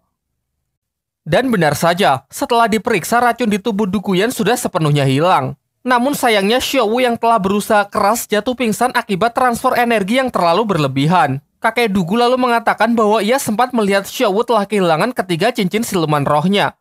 Menurutnya hal ini mengakibatkan kekuatan roh pelindungnya tak akan pernah bisa dipulihkan lagi. Setelah Xiao Wu siuman, kakek Dugu mengajak mereka pergi ke puncak gunung untuk memanen tanaman obat. Ia tahu kalau orang-orang Sri Lanka sedang kesulitan dana, sehingga ia mengizinkan agar mereka mengambil tanaman obat sebanyak yang dibutuhkan untuk dijual dan nantinya uang yang terkumpul bisa digunakan untuk membayar biaya pendaftaran turnamen.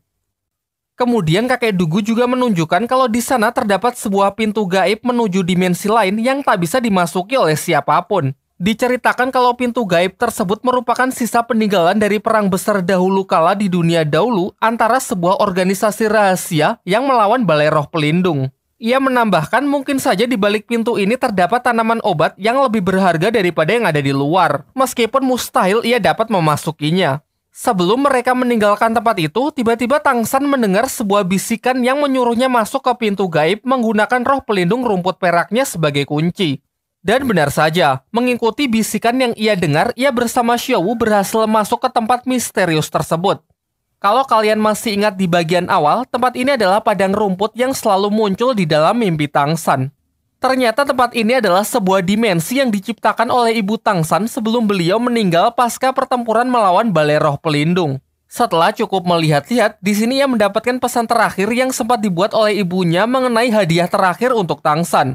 Hadiah itu meliputi berbagai macam tanaman dewa dan sebuah mata air yang sanggup membantu Tangsan agar bisa menyerap cincin roh siluman di luar batas kemampuan tubuhnya. Pesan itu pun diakhiri dengan harapan kekuatan dan hadiahnya bisa melindungi putranya tersebut. Setelah menyampaikan kalimat terakhirnya, tiba-tiba Xiaowu terbangun dan mendapati ketiga cincin roh miliknya telah kembali, yang membuat kekuatannya kini telah pulih. Singkat cerita, setelah mengambil beberapa tanaman obat di sana, mereka segera kembali ke dunia nyata. Tangsan kemudian berbaik hati membagikan tanaman-tanaman dewa tersebut ke kakek Dugu dan teman-temannya yang masing-masing memiliki khasiat berbeda. Ia juga memberikan satu kepada Master Xiao yang bermanfaat untuk mengupgrade kekuatan Master Xiao sehingga ia bisa menyerap cincin roh ketiga dan seterusnya. Sedangkan sisanya diserahkan kepada Pak Kepala Akademi untuk dijual yang nantinya uangnya bisa digunakan untuk biaya pendaftaran mengikuti turnamen. Namun Master Xiao menyadari bahwa tanaman-tanaman itu bukanlah tanaman yang mudah didapat. Tidak mungkin ia mengambilnya di gua milik kakek Dugu. Sampai akhirnya Tangsan pun menceritakan semuanya mengenai dimensi roh ciptaan almarhum ibunya yang baru saja ia masuki bersama Xiaowu. Setelah mendengarkan penjelasan dari Tangsan, Master Xiao mengatakan meskipun Balai Roh Pelindung berkaitan dengan kematian ibunya, ia meminta agar Tangsan tidak menyimpan dendam kepada Balai Roh Pelindung. Untuk lebih meyakinkan Tangsan, kemudian Master Xiao mengungkapkan siapa identitas ayah Tangsan yang sebenarnya. Ia menjelaskan bahwa Tang Hao, ayah dari Tangsan, merupakan salah satu master roh terkuat di dunia dahulu. Pada awalnya ia adalah orang kepercayaan dari suami Bibi Dong, pemimpin Balai Roh Pelindung sebelum Bibi Dong yang mengabdi untuk Balai Roh Pelindung. Singkatnya, karena suatu alasan, Tang Hao membelot dan justru menyatakan perang terhadap orang-orang dari Balai Roh Pelindung. Akibat perang yang terjadi, menewaskan pemimpin dari pihak Balai Roh Pelindung sehingga Bibi Dong lah yang maju menggantikan posisi yang kosong tersebut. Sedangkan Tang Hao, ayah dari Tangsan yang dicap sebagai pengkhianat kerajaan mulai saat itu dinyatakan sebagai buronan. Di malam harinya, kakek Dugu datang menemui Tangsan. Ia sangat senang karena racun di tubuh Duguyan kini sudah benar-benar hilang dan karena itulah ia berjanji untuk memberikan perlindungannya kepada Tangsan. Sementara itu, Ning Rongrong curhat kepada Suying mengenai roh pelindung miliknya yang telah bermutasi yang awalnya hanya pagoda 7 tingkat, sekarang menjadi 9 tingkat. Menurutnya keanehan ini terjadi setelah ia memakan tanaman dewa dari Tangsan. Namun ketika ia ingin pergi untuk menceritakan masalah ini kepada Xiaowu, ia malah diculik di tengah jalan. Penculikan Rongrong sontak membuat semuanya panik karena mereka sama sekali belum tahu siapa penculik tersebut. Tetapi sebelum teman-temannya sempat mengejar, mereka bertemu dengan Pak Kepala Akademi yang sudah terlebih dahulu melakukan pengejaran. Ia mendapatkan pesan kalau orang yang telah menculik Ning Rongrong adalah orang dari klannya sendiri. Karena itulah ia melarang semuanya agar jangan ikut campur karena kemungkinan ini adalah masalah internal klan mereka. Dan benar saja, Ning Rongrong diculik oleh seseorang yang ternyata adalah tetuanya sendiri dari klan Qibao. Ia kemudian dibawa menuju kantor kedutaan klan Qibao yang berada di kerajaan Tiando untuk menemui ayahnya yang merupakan pemimpin dari klan Qibao. Sang ayah lalu menjelaskan bahwa tujuan ia kesini adalah untuk melindunginya dan menjauhkannya dari turnamen Akademi Roh. Karena ia mendapatkan informasi bahwa turnamen Akademi Roh kali ini hanyalah sebuah settingan yang akan dimanfaatkan untuk kepentingan dalang di baliknya.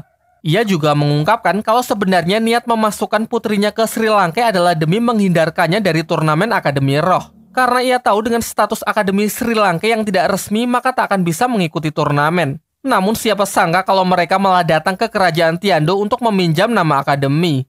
Diceritakan, ayah Ning Rongrong sebelumnya telah mendapatkan misi dari seseorang untuk mengacaukan turnamen dengan menyerang seorang peserta. Imbalan dari misi itu adalah benda pusaka yang dapat membangkitkan mutasi roh pelindung. Dalam sejarah klan Qibao, dulu pernah ada orang jenius yang mencapai mutasi roh 9 tingkat. Menurutnya inilah kesempatan bagi klannya untuk mengulang sejarah tersebut. Di tengah penjelasannya yang panjang dan lebar, Ning Rongrong langsung menunjukkan kekuatan roh pelindungnya yang ternyata sudah bermutasi menjadi 9 tingkat. Ia mengaku kalau kekuatan ini bangkit setelah ia memakan tanaman dewa dari Tangsan.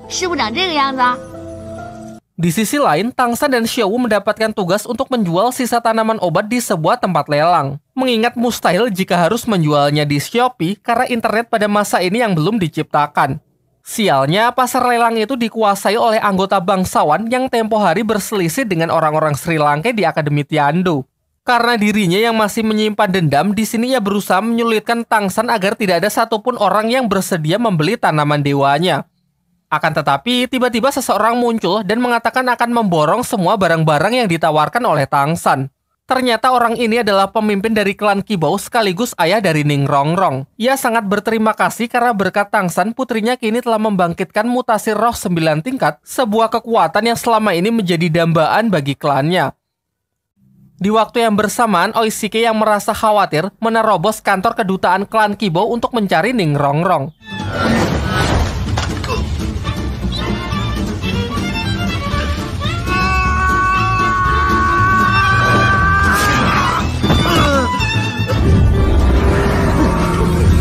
Dengan kemampuan seadanya dibarengi tekad yang kuat, ia pun melakukan perlawanan dan berhasil menerobos pasukan untuk membawa kabur Ning Rongrong. Tentunya tak semudah itu. Ia yang hanya bertipe support sangat kewalahan berhadapan melawan tetua klan Kibau yang sedang berjaga di sana. Namun ternyata di sini ia hanya bersandiwara dan berpura-pura jahat untuk menguji kesungguhan hati dari Oishike. Dan benar saja, Oishike sangat serius untuk mengorbankan dirinya dan menyuruh Ning Rongrong untuk pergi terlebih dahulu. Singkat cerita, berkat kecerdikannya, ia mampu meloloskan diri bersama Ning Rongrong menggunakan kiwi terbang dari salah satu kemampuan roh pelindungnya.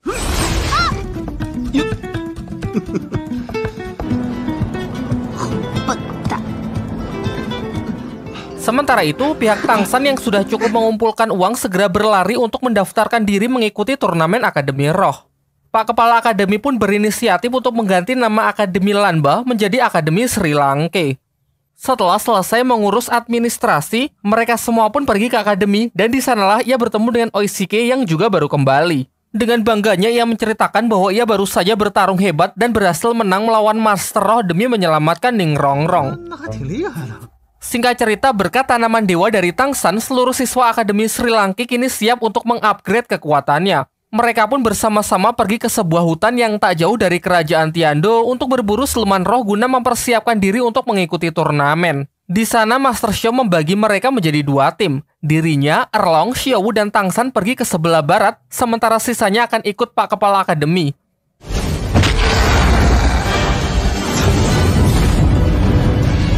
Dari sini diperlihatkan kemampuan roh pelindung dari Liu Erlong yang bernama Naga Api Ungu tengah bertarung melawan siluman roh berwujud ulat.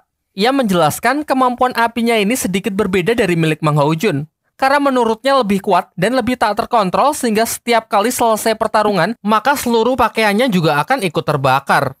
Diceritakan pernah ada kejadian kocak dulu saat masih satu tim dengan Master Xiao di segitiga besi emas. Kala itu selesai pertarungan, Liu Erlong langsung jatuh pingsan sebelum sempat mengganti pakaiannya. Master Xiao mengaku tidak ada pilihan lain karena waktu itu mereka cuma berdua. Sementara Pak Kepala Akademi sudah lebih dulu pergi mengejar musuh. Sehingga Master Xiao lah yang mau tidak mau harus menggantikan pakaiannya. Melanjutkan pencarian siluman yang cocok untuk Tangsan, mereka bertemu dengan siluman laba-laba yang dinilai usianya cocok untuk Tangsan. Diketahui karena sebelumnya Tangsan telah menyerap cincin roh siluman laba-laba juga, hal ini membuat siluman laba-laba lain seakan menyimpan dendam kepada Tangsan sehingga makhluk tersebut langsung mengincarnya. Akan tetapi pengejaran itu membawa mereka ke tempat siluman laba-laba penggali yang jauh lebih besar dengan usia puluhan ribu tahun. Dengan sangkar jaring laba-labanya, si laba-laba besar itu mengurung Erlong dan Master Xiao yang membuat mereka tak bisa membantu Tangsan. Sementara itu ternyata laba-laba yang kecil kembali dan berusaha membunuh Tangsan. Di sini kita ditunjukkan untuk pertama kalinya Tangsan dapat memanfaatkan kaki laba-laba yang keluar dari punggungnya untuk melakukan manuver serta serangan untuk membunuh laba-laba tersebut. Namun di saat ia lengah, ia nyaris dihabisi oleh laba-laba besar yang juga mengejarnya. Beruntung guru Erlong yang sudah terbebas datang dan berhasil melumpuhkan si laba-laba besar. Di sini Master Xiao menyarankan agar Tangsan menyerap cincin dari laba-laba yang lebih kecil. Namun setelah membunuhnya, Tangsan malah lebih tertarik dengan laba-laba yang lebih besar yang sudah dilumpuhkan oleh Liu Erlong.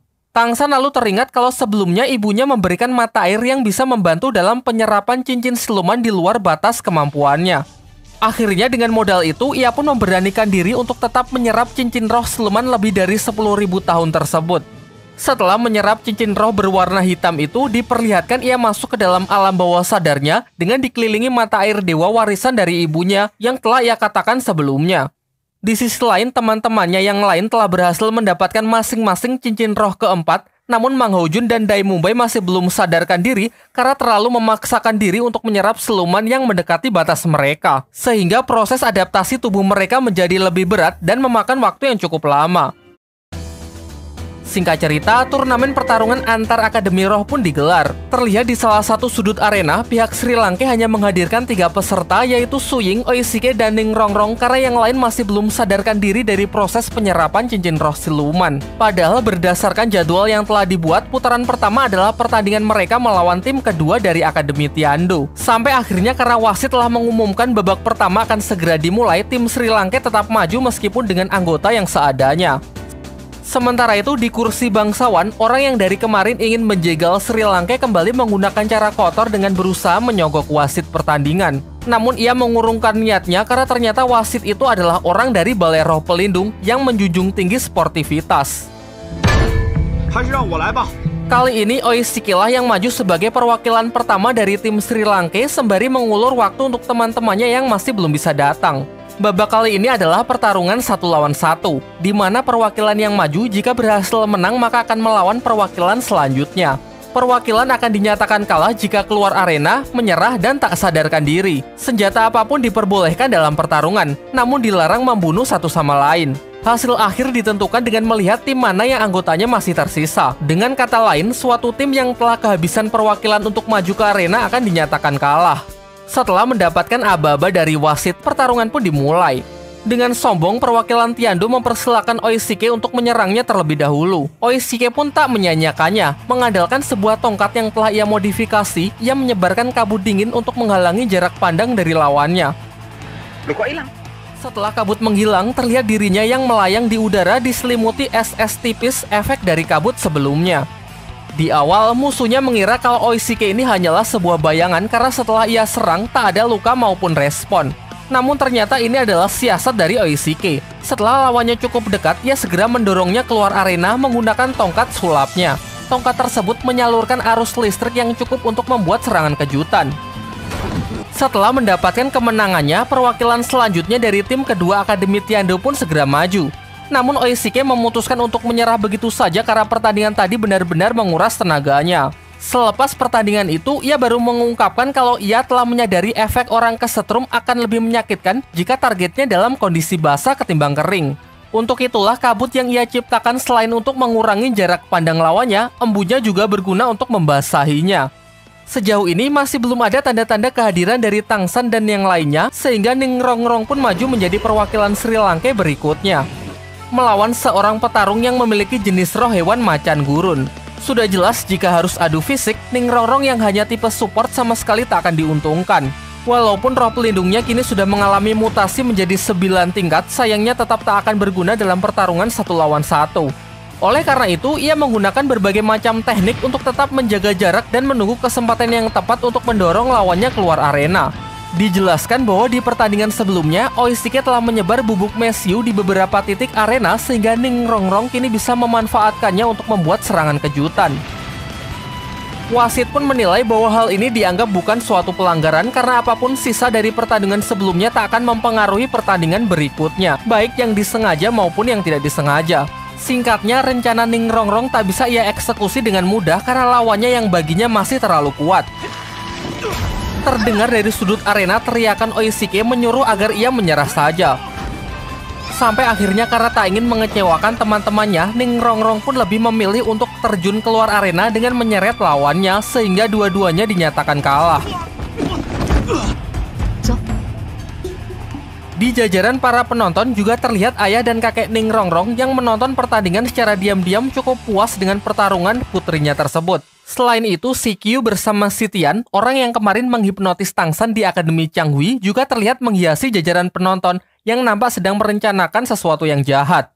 Kita kembali fokus ke pertandingan. Su Ying maju sebagai perwakilan terakhir dari Sri Lanka karena Tangsan dan yang lainnya tak kunjung muncul. Di sini ia melawan perwakilan tim kedua Akademi Tiando, seorang wanita yang diketahui adalah tipe support. Hanya dengan sekali serangan, Su Ying dapat melumpuhkannya, membuat lawannya tak sadarkan diri sehingga dinyatakan kalah. Langsung ke perwakilan berikutnya, seorang pria besar dengan kekuatan roh pelindung pengendali tanah. Dengan menggunakan puluhan batu yang mengelilingi dirinya, ia memanfaatkannya untuk memperkuat pertahanan sekaligus melancarkan serangan. Namun terlihat gerakan Su Ying yang lebih lambat dari biasanya. Dan terungkap hal ini karena kemampuan roh pelindung dari lawan wanita sebelumnya yang telah menempelkan sebuah lapisan perisai baja ke tubuh Su Ying sehingga memberinya beban saat bergerak. Meski sudah menyadari hal itu, ia tak lantas menyerah begitu saja walaupun tak berhasil mendaratkan satu serangan pun dan justru terus menerima pukulan batu dari musuhnya. Dan ternyata serangan-serangan yang ia terima adalah bagian dari strateginya demi menghancurkan perisai baja yang dari tadi membebani tubuhnya.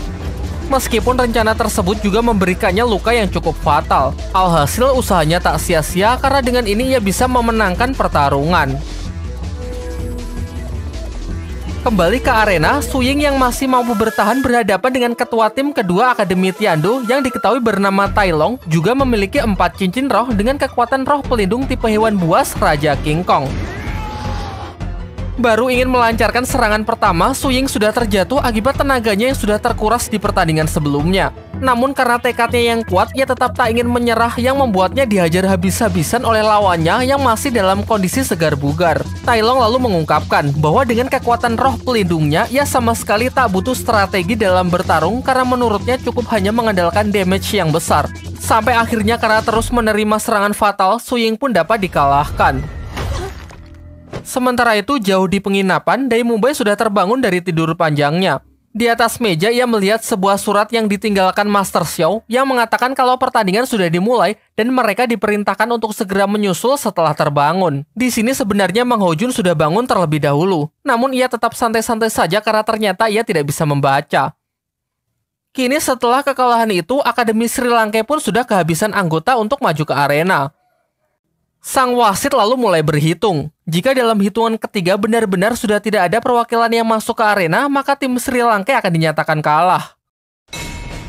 Beruntung Tang San datang tepat waktu dan langsung masuk ke arena untuk maju sebagai perwakilan berikutnya dari Akademi Sri Lanka. Dengan kepercayaan diri yang tinggi, ia menunjukkan kekuatan roh pelindung rumput biru perak di tangan kanan dilanjutkan dengan kemunculan 4 cincin roh yang melingkar di tubuhnya. Hal ini sangat mengejutkan semua orang karena masih belum bisa percaya saat menyaksikan salah satu cincin milik Tang San berwarna hitam yang merupakan cincin siluman berusia puluhan ribu tahun. Tai pun tak ingin kalah, mengamuk dengan mengeluarkan kekuatan roh pelindung Raja King Kongnya secara maksimal, bermaksud melancarkan serangan terlebih dahulu. Serangannya itu dapat diatasi dengan sangat mudah, dan si King Kong malah terikat oleh jaring tali akar milik Tang San. Kemudian tanpa jeda langsung ditendang keluar arena.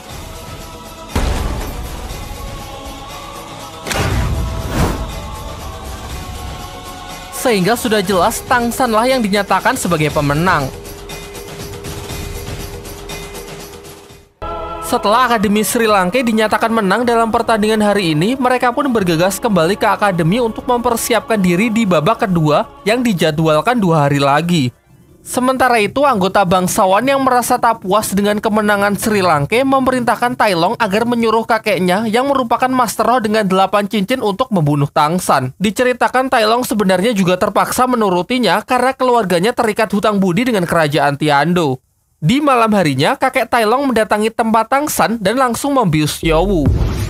Ia meminta Tang San ikut dengannya jika tak ingin ada kekacauan. Tang San pun menurutinya karena ia menyadari ada perbedaan kekuatan yang sangat besar. Sesampainya di luar, kakek Tai Long menyampaikan tujuannya datang ke sini adalah untuk membunuh Tang San atas perintah dari kerajaan Tiando. Namun Tang San tak gentar sedikit pun asalkan tak melibatkan teman-temannya yang lain, ia bersedia bertarung sampai mati. Singkat cerita, setelah melihat tekad Tang San, kakek Tai Long berubah pikiran dan justru memberikan Tang San sebuah challenge. Yaitu jika Tang San bisa melewati pintu gerbang akademi dengan selamat, maka ia akan pulang dan tak akan mencelakai siapapun.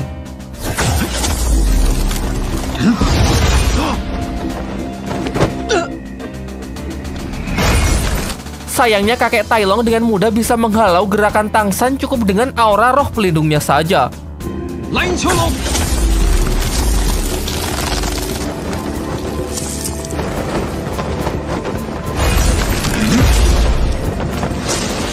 Setelah mencoba berbagai cara namun tak ada satupun yang berhasil, Tang San pun menggunakan roh pelindung rahasianya dengan melepaskan palu Hou-Tian tepat ke kakek Tai Long.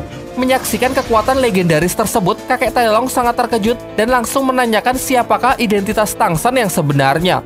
Pada awalnya Tang San menolak menceritakannya, namun perlawanannya sia-sia bahkan setelah kedatangan Liu Erlong dan Pak Kepala Akademi yang berusaha membantu.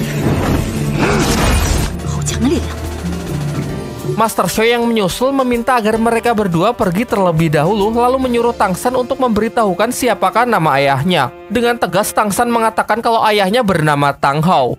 Sesaat ia mendapatkan kesempatan untuk bergerak cepat melewati pintu gerbang sesuai dengan kesepakatan.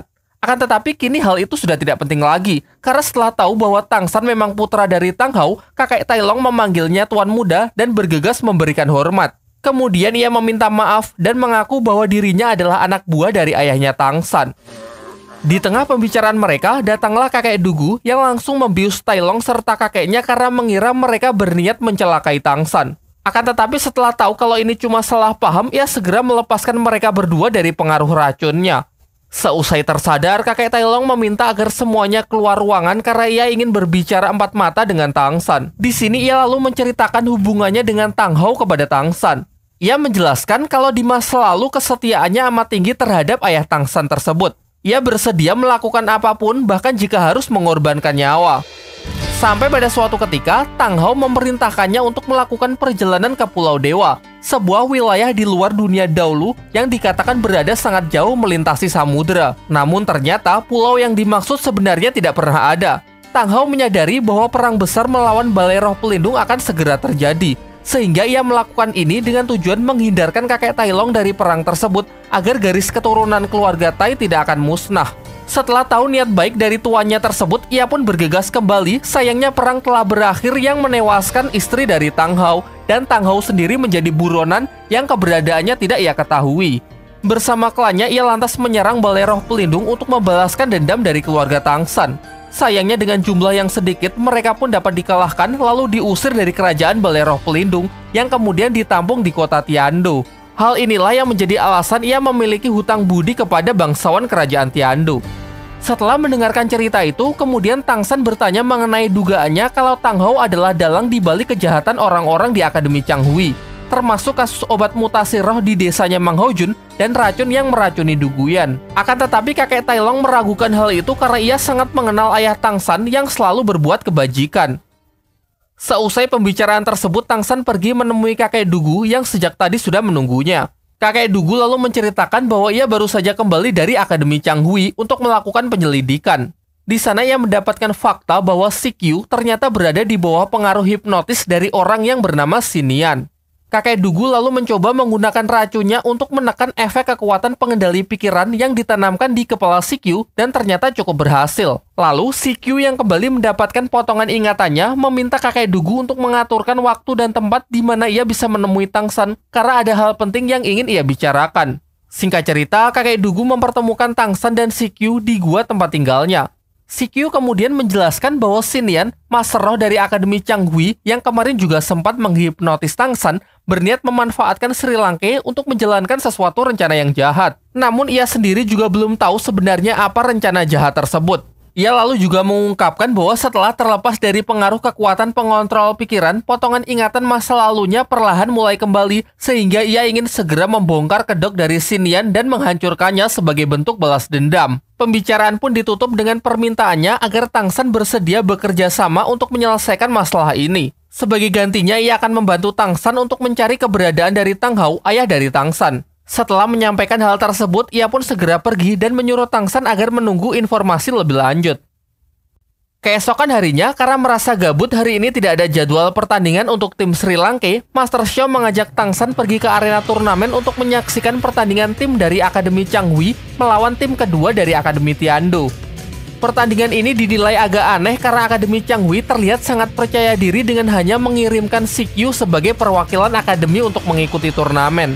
Aturan pertandingan kali ini masih sama dengan yang kemarin, yakni kedua tim diharuskan mengirim perwakilannya masuk ke arena untuk buy one sampai salah satu tim kehabisan anggota.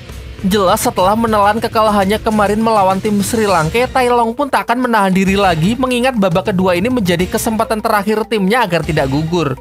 Di jajaran para penonton, Master Xiao mengajak Tang San untuk menganalisis kekuatan roh pelindung dari CQ karena Akademi Changhui nantinya juga akan berhadapan melawan tim Sri Lanka.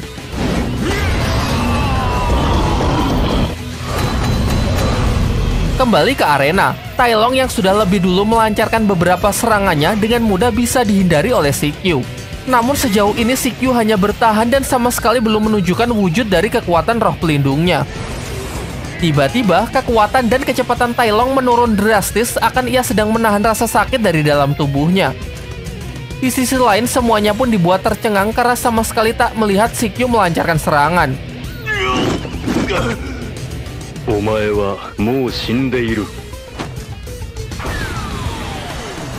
Dengan sekali hempasan gelombang udara, Tai Long pun dilempar keluar arena sehingga Akademi Changhui lah yang dinyatakan sebagai pemenang.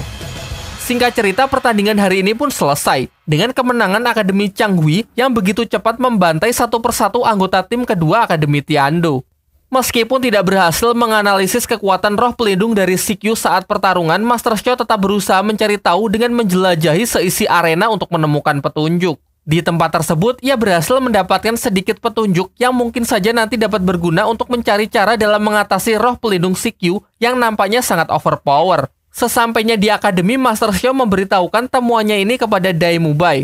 Ia berspekulasi bahwa mungkin hanya Mang Houjun dan Dai Mubai lah yang bisa mengcounter kekuatan dari CQ. Namun mengingat masih ada 2 pertandingan lagi sebelum Sri Lanka melawan Akademi Changhui, ia menyuruh mereka berdua agar tidak ikut bertarung dulu di kedua pertandingan tersebut guna menjadi senjata rahasia untuk melawan CQ. Sementara itu, untuk mempersiapkan pertandingan, Tang San berinisiatif membuatkan baju tempur yang menurutnya bisa sedikit membantu saat pertarungan.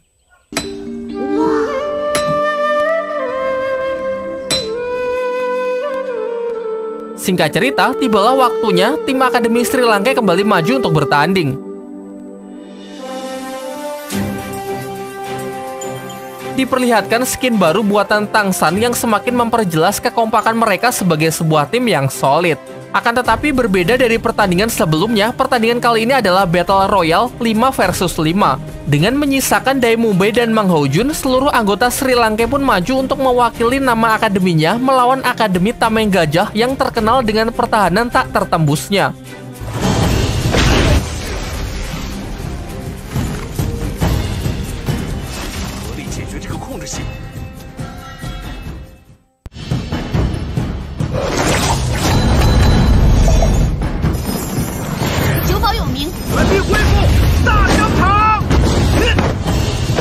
Terlihat lawan mereka semua yang mengenakan baju zirah menutupi seluruh bagian tubuh, menandakan kalau wajah mereka sama sekali tidak penting untuk diingat.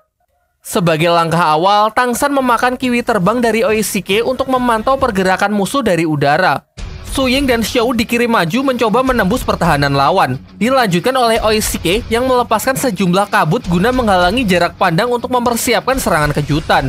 Menanggapi strategi itu, tim Tameng Gajah bertindak cepat dengan membuat pertahanan memutar untuk menjaga seluruh titik buta mereka. Sementara Tang San yang sudah berada di atas bertindak sebagai mata Sri Lanka untuk meningkatkan akurasi serangan dengan mengendalikan gerakan kedua temannya menggunakan tali akar roh pelindungnya. Sementara itu, di belakang Ning Rongrong yang bersiap memberikan dukungan melempar beberapa bola peledak untuk mengacaukan pertahanan lawan. Dan begitu melihat celah terbuka, Tang San bergerak cepat dengan mengikat beberapa musuh agar pressing yang dilakukan jauh lebih mudah.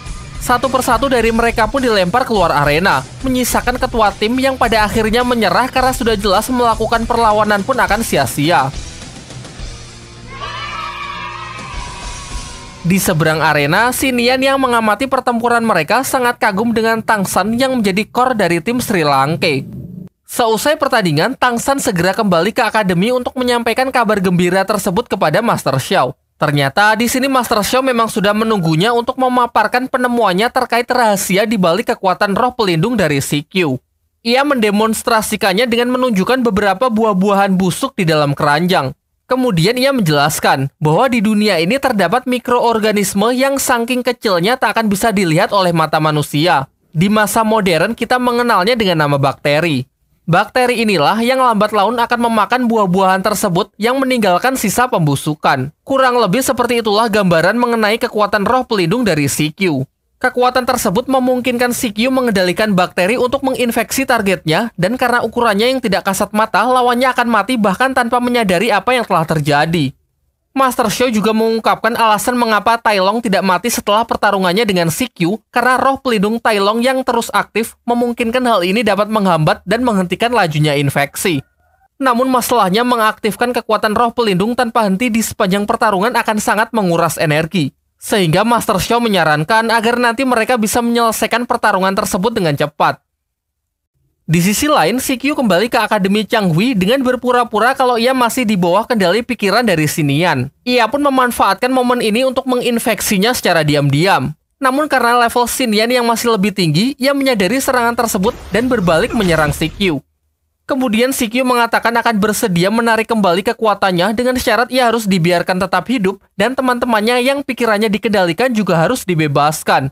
Mengingat baginya Sikyu adalah pion yang sangat penting, Xinian pun setuju dengan penawaran tersebut dan berjanji akan melepaskan teman-temannya di Akademi Changhui seusai turnamen.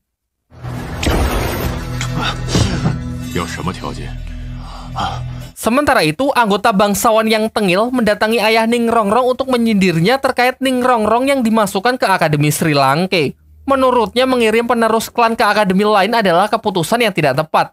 Maka dari itu, ia menyarankan agar klan Kibau menarik kembali Ning Rongrong dari Akademi Sri Lanka. Pembicaraan pun diakhiri dengan ia yang bersedia memberikan bantuan apapun asalkan klan Kibau mau bekerja sama dengannya.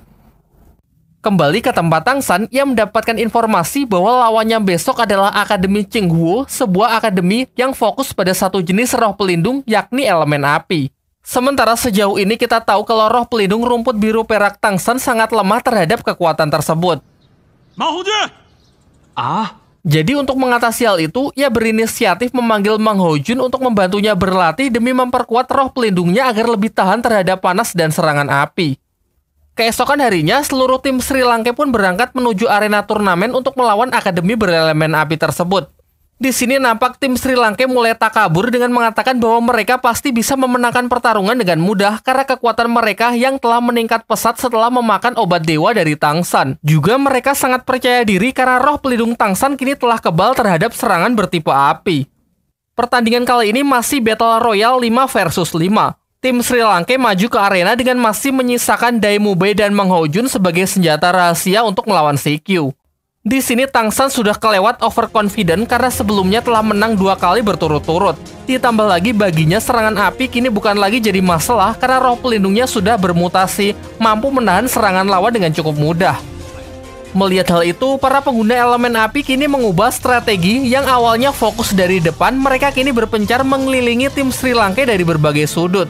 Tangsan pun bertindak cepat dengan mengeluarkan jaring tali akar berbentuk sangkar untuk melindungi timnya dari serangan berbagai arah. Dan benar saja, dalam sekejap kobaran api pun langsung menyambar mereka. Namun Tangsan nampak tenang-tenang saja karena ia yakin kalau pertahanannya mustahil untuk ditembus. Sebagai pemimpin, ia masih menahan anggota timnya untuk menunggu waktu yang tepat untuk melakukan serangan balasan. Sayangnya, kali ini ia salah perhitungan. Terlihat satu persatu anggotanya mulai jatuh pingsan karena udara yang semakin menipis.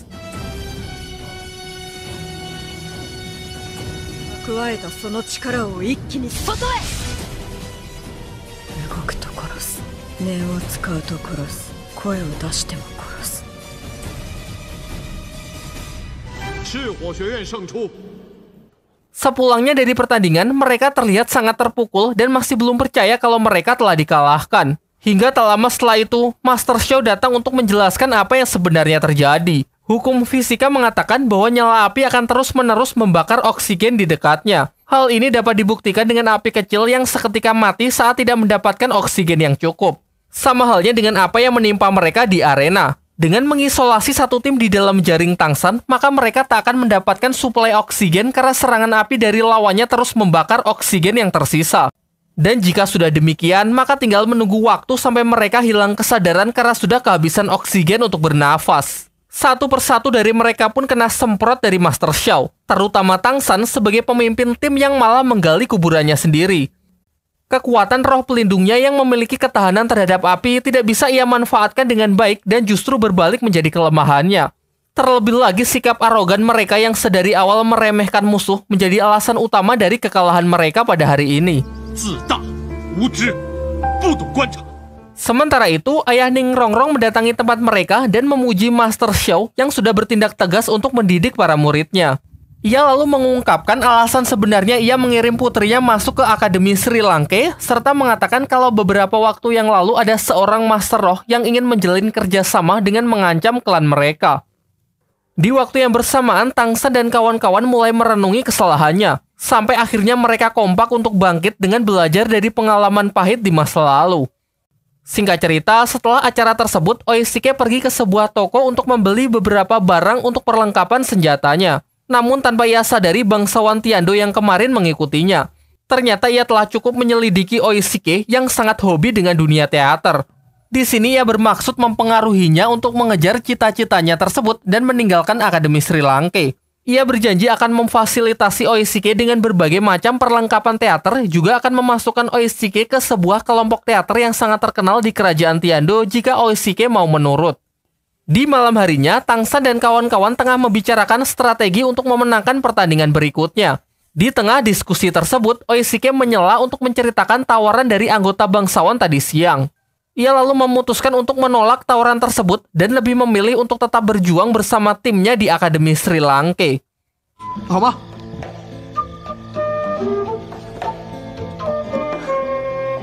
Singkat cerita, hari pertandingan pun telah tiba. Kini akhirnya datang saatnya di mana mereka akan melawan Akademi Changhui yang dianggap sebagai lawan terberat di babak kali ini. Jenis pertandingan kali ini adalah Battle Royale. Namun sedikit berbeda dari sebelumnya yang membatasi perwakilan hanya 5 orang, jenis pertandingan kali ini memperbolehkan seluruh anggota tim untuk berpartisipasi dalam pertarungan. Sehingga mereka bertujuh pun sepakat untuk bersama-sama naik ke arena. Sementara di pihak Akademi Changhui masih sama dengan hanya mengirimkan Sikyu sebagai perwakilannya. Aturan pertandingan kali ini sederhana, semua anggota diperbolehkan untuk berpartisipasi dalam pertarungan.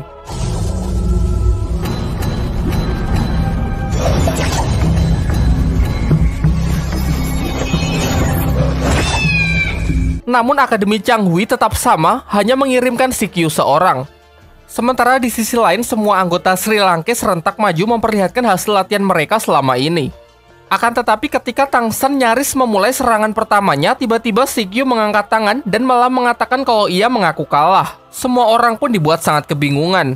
Pertandingan akhirnya dihentikan karena Akademi Changhui telah menyerah sehingga tim Sri Lanka dinyatakan sebagai pemenang. Selepas itu, Sikyu secara diam-diam menemui Tang San dan mengatakan bahwa apa yang baru saja ia lakukan adalah bagian dari rencana Xinian. Xinian mengatakan kalau ia sangat tertarik dengan Akademi Sri Lanka dan ingin melihat potensi mereka di final turnamen kali ini. Sementara untuk Akademi Changhui sudah sangat percaya diri akan tetap bisa masuk final karena cuma kalah 1 kali. Di waktu yang bersamaan, bangsawan Tiando bersama sejumlah prajurit datang mengepung kediaman putra mahkota. Di sini ia mencurigai kalau putra mahkota kerajaan Tiando pikirannya sedang dimanipulasi oleh seseorang. Dugaannya ini bukan tanpa alasan. Menurutnya perubahan sikap putra mahkota yang sebelumnya selalu menentangnya dan mati-matian membela Sri Lanka kini seakan-akan sudah tidak peduli akan hal itu. Sampai akhirnya ia diajak masuk ke dalam ruangan. Sontak ia sangat terkejut saat melihat ada 2 putra mahkota. Putra mahkota yang palsu pun menunjukkan wujud aslinya yang sudah kita tahu bahwa ia adalah Hulena. Mengetahui hal itu, anggota bangsawan itu langsung bergegas lari keluar dan menyuruh prajuritnya untuk menangkap Hulena. Namun ternyata di luar seluruh prajuritnya telah dikalahkan oleh pasukan putra mahkota. Dan justru si bangsawanlah yang dituduh sebagai pemberontak karena ia tidak bisa membuktikan ucapannya. Di malam harinya, wasit pertandingan, sebut saja Master Krisan, mendatangi kediaman Akademi Sri Lanka. Diketahui kalau Master Krisan adalah master roh dengan 9 cincin yang memiliki kekuatan roh pelindung berwujud bunga krisan. Diceritakan kalau ia sangat tertarik dengan Dai Mubai, karena ia tahu kalau Dai Mubai sebelumnya telah memakan tanaman dewa berupa bunga krisan pemberian dari Tang San. Dengan alasan itulah ia ingin menjadikannya sebagai murid. Ia pun mulai berulah dengan salah satu kemampuannya. Ia membius seluruh orang di tempat tersebut dan hanya menyisakan Dai Mubai untuk ia ajak bicara 4 mata. Dalam pembicaraan itu, ia menyampaikan keinginannya dan berjanji akan membantu Dai Mubai mendapatkan tahta di kerajaan Xingluo, mengalahkan sang kakak yang selalu menjadi rivalnya. Akan tetapi Dai Mubai dengan tegas menolak ajakannya karena ia tak ingin meninggalkan guru dan teman-temannya di Akademi Sri Lanka. Selain itu, ia juga tak ingin ada orang dari Balai Roh Pelindung yang ikut campur urusan kerajaannya. Di lain waktu, Tang San bersama Xiao pergi menemui Sikyu untuk mendengarkan informasi baru seputar rencana Xinian. Si Q lalu mengajak mereka pergi ke Akademi Changhui untuk lebih meyakinkan Tang San agar bersedia membantunya menyelesaikan masalah ini. Namun belum jauh masuk ke dalam, secara tak sengaja Xiao Wu mengaktifkan sebuah jebakan di akademi tersebut. Beruntung serangan-serangan itu tidak lebih cepat dari gerakan Xiao Wu yang malah sangat bersemangat karena merasa telah menemukan mainan baru.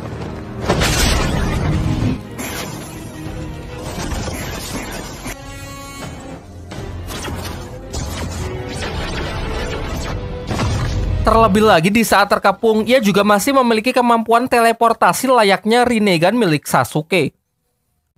Setelah olahraga malam itu, Shikyu mengajaknya masuk ke dalam ruangan yang merupakan tempat Xinian menyeka para teman-temannya di Akademi Changhui. Diperlihatkan teman-temannya tersebut seperti orang linglung karena pikirannya berada di bawah kendali dari Xinian. Dengan mengungkapkan rahasianya, ia berharap Tang San bersungguh-sungguh untuk mau membantunya mengalahkan Xinian setelah melihat kondisi sebenarnya di Akademi Changhui. Singkat cerita, tim Sri Lanka pun berhasil masuk ke final setelah kemarin mengalahkan Akademi Changhui. Mereka pun bergegas berangkat menuju kerajaan Balai Roh Pelindung karena pertandingan dari final turnamen ini akan diadakan di sana. Sementara itu, Pak Kepala Akademi yang sudah lebih dulu berangkat telah sampai di kota Roh Pelindung dan bermaksud mengurusi segala administrasi yang diperlukan untuk tim Sri Lanka. Namun para penjaga tak mengizinkannya masuk karena harus menunggu tim yang bersangkutan datang. Tak lama setelah itu datanglah Master Krisan yang melobi para penjaga sehingga Pak Kepala Akademi diizinkan masuk. Di sisi lain, Hulena pergi menemui ibunya yang tak lain adalah Bibi Dong, pemimpin di Balai Roh Pelindung. Dari pembicaraan mereka terungkap bahwa Hulena sebelumnya telah mendapatkan misi untuk mengambil alih identitas putra mahkota dari kerajaan lain. Pada awalnya, ia mengincar posisi dari Dai Mumbai sebagai pangeran kerajaan Xingluo. Namun rencananya tidak berjalan lancar karena status Dai Mumbai yang seakan menjadi pangeran buangan yang tak akan ada harapan untuk meneruskan tahta. Serta selain itu adanya kakak Dai Mumbai yang jauh lebih kuat darinya. Hingga pada akhirnya ia memilih putra mahkota kerajaan Tiando untuk ia taklukkan.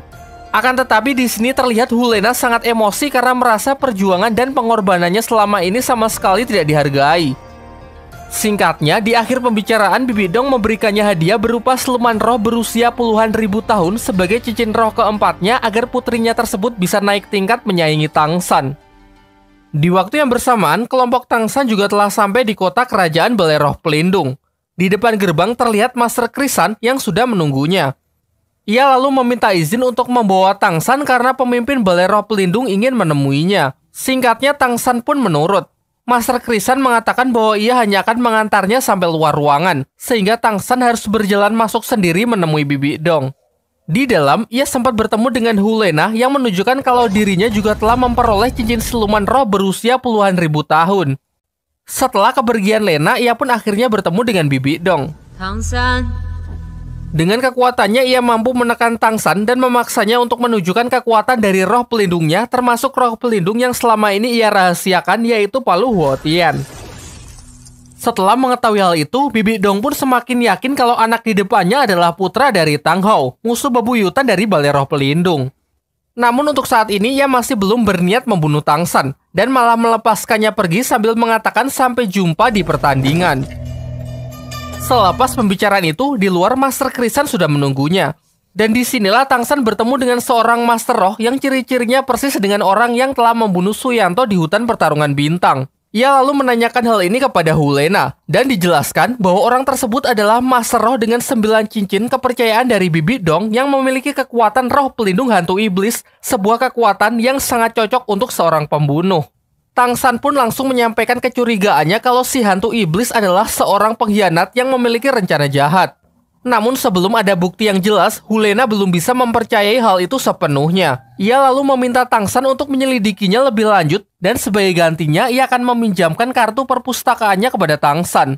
Karena kebetulan Tang San ingin pergi ke perpustakaan Balai Roh Pelindung untuk mencari arsip mengenai kisah cinta Bibi Dong yang diceritakan dulu pernah cinlok dengan Master Xiao. Di sini ia membohongi Hulena, karena sebenarnya Tang San ingin mencari catatan mengenai perang besar Balai Roh Pelindung di masa lalu yang melibatkan Tang Hao, ayahnya, serta sampai menewaskan ibunya. Dalam perjalanan ke perpus, mereka sempat bertemu dengan Siyu, ketua Akademi Balai Roh Pelindung yang memiliki kekuatan berupa belati bulan sabit. Tanpa basa-basi, ia langsung menodongkan senjata itu kepada Tang San yang dianggap sebagai orang asing yang tak seharusnya berkeliaran di tempat ini. Mereka berdua pun nyaris bertarung. Namun berkat lobi dari Hulena, Si Yu pun melepaskan Tang San untuk melanjutkan perjalanan.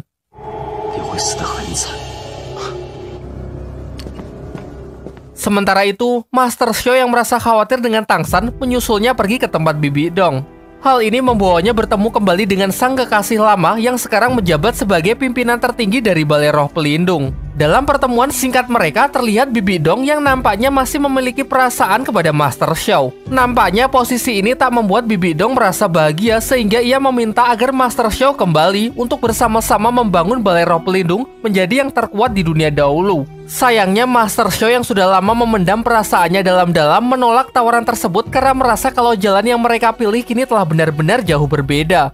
Setelah drama itu, di luar ia akhirnya bertemu dengan Tang San. Namun di sini mereka malah tersesat dan cuma muter-muter karena sama sekali tak tahu jalan. Sampai ketika melewati sebuah lorong, mereka berpapasan dengan seorang penjaga yang langsung memberikan hormat dan berkata siap melayani setelah melihat kartu yang dibawa Tang San. Tang San sendiri juga terkejut saat tahu kalau kartu tersebut ternyata bukan cuma kartu perpus, melainkan sebuah plat tanda bangsawan.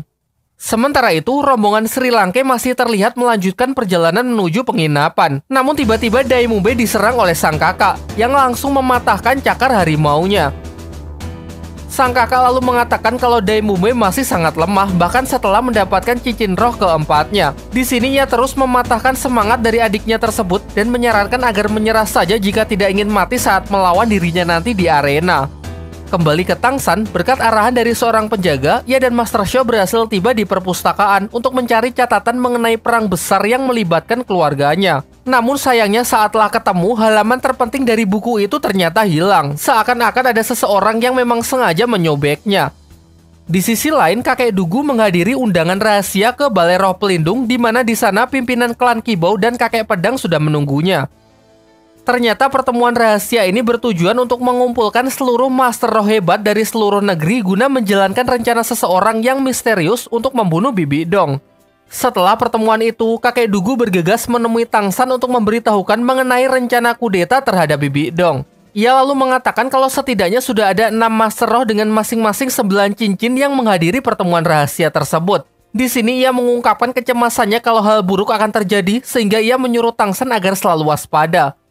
Singkat cerita, saat Tang San kembali ke akademi, ia mendapatkan kabar bahwa Dai Mube kini benar-benar down setelah pertemuannya dengan sang kakak di perjalanan sebelumnya. Diperlihatkan kalau kekuatan roh pelindungnya kini telah cacat dan mustahil bisa naik ke arena dengan kondisi seperti ini. Menurut Master Xiao, kekuatan roh pelindung dari Dai Mube masih bisa dipulihkan. Namun bukan dengan obat-obatan, melainkan hanya semangat Dai Mube sendirilah yang bisa menumbuhkan cakar harimaunya kembali. Singkatnya, Master Xiao mengutarakan sebuah ide untuk membangkitkan semangat dari Dai Mube, yaitu dengan menyuruh Su Ying untuk pergi menantang kakak Dai Mube. Dengan menempatkan Su Ying ke dalam bahaya, diharapkan bisa menggerakkan hati Dai Mube dan membuatnya memiliki semangat juang lagi untuk bertarung. Di sini Master Xiao menegaskan bahwa hanya Dai Mube lah yang bisa menyelamatkan Su Ying karena statusnya yang sesama pangeran kerajaan Xingluo. Sementara itu, Su Ying ternyata benar-benar mendatangi camp dari kakak Dai Mube. Ia kemudian memanas-manasinya dengan mengatakan bahwa Dai Mube lah yang lebih pantas mewarisi tahta ketimbang sang kakak. Terpancing dengan ucapan itu, akhirnya mereka pun bertarung.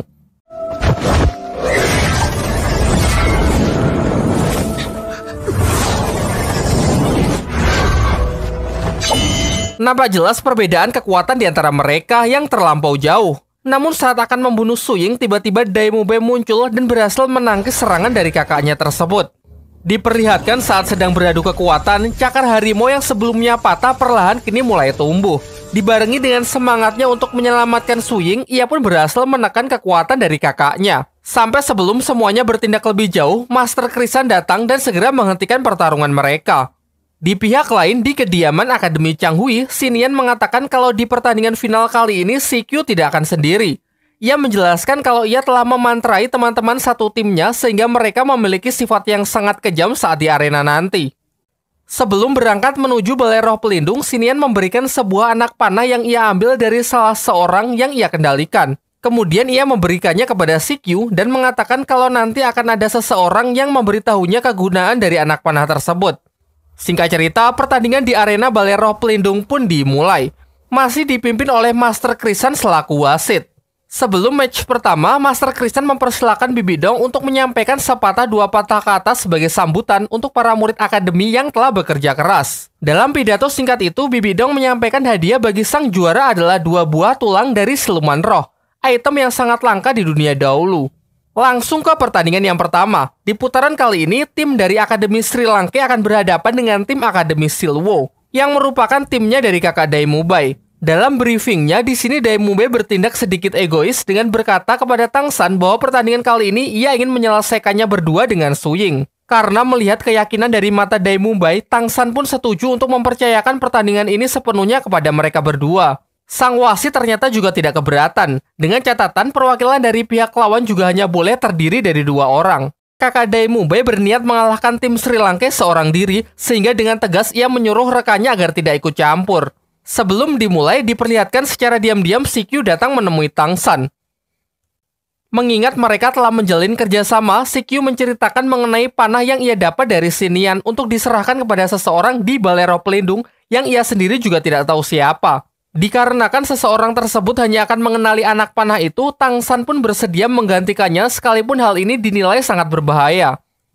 Kembali ke arena, setelah mendapatkan aba-aba dari wasit, tim Sri Lanka pun segera memasang kuda-kuda. Dan ternyata, Daimubai dan Su Ying berhasil melakukan fusion, yaitu sebuah teknik yang menyatukan kekuatan roh pelindung mereka. Master Shao lalu menjelaskan bahwa teknik ini bukanlah teknik yang mudah, karena untuk melakukannya dibutuhkan chemistry yang sangat baik dan saling percaya satu sama lain. Terlihat jelas wujud dari harimau putih milik Daimubai yang mendapatkan buff kecepatan super dari Su Ying.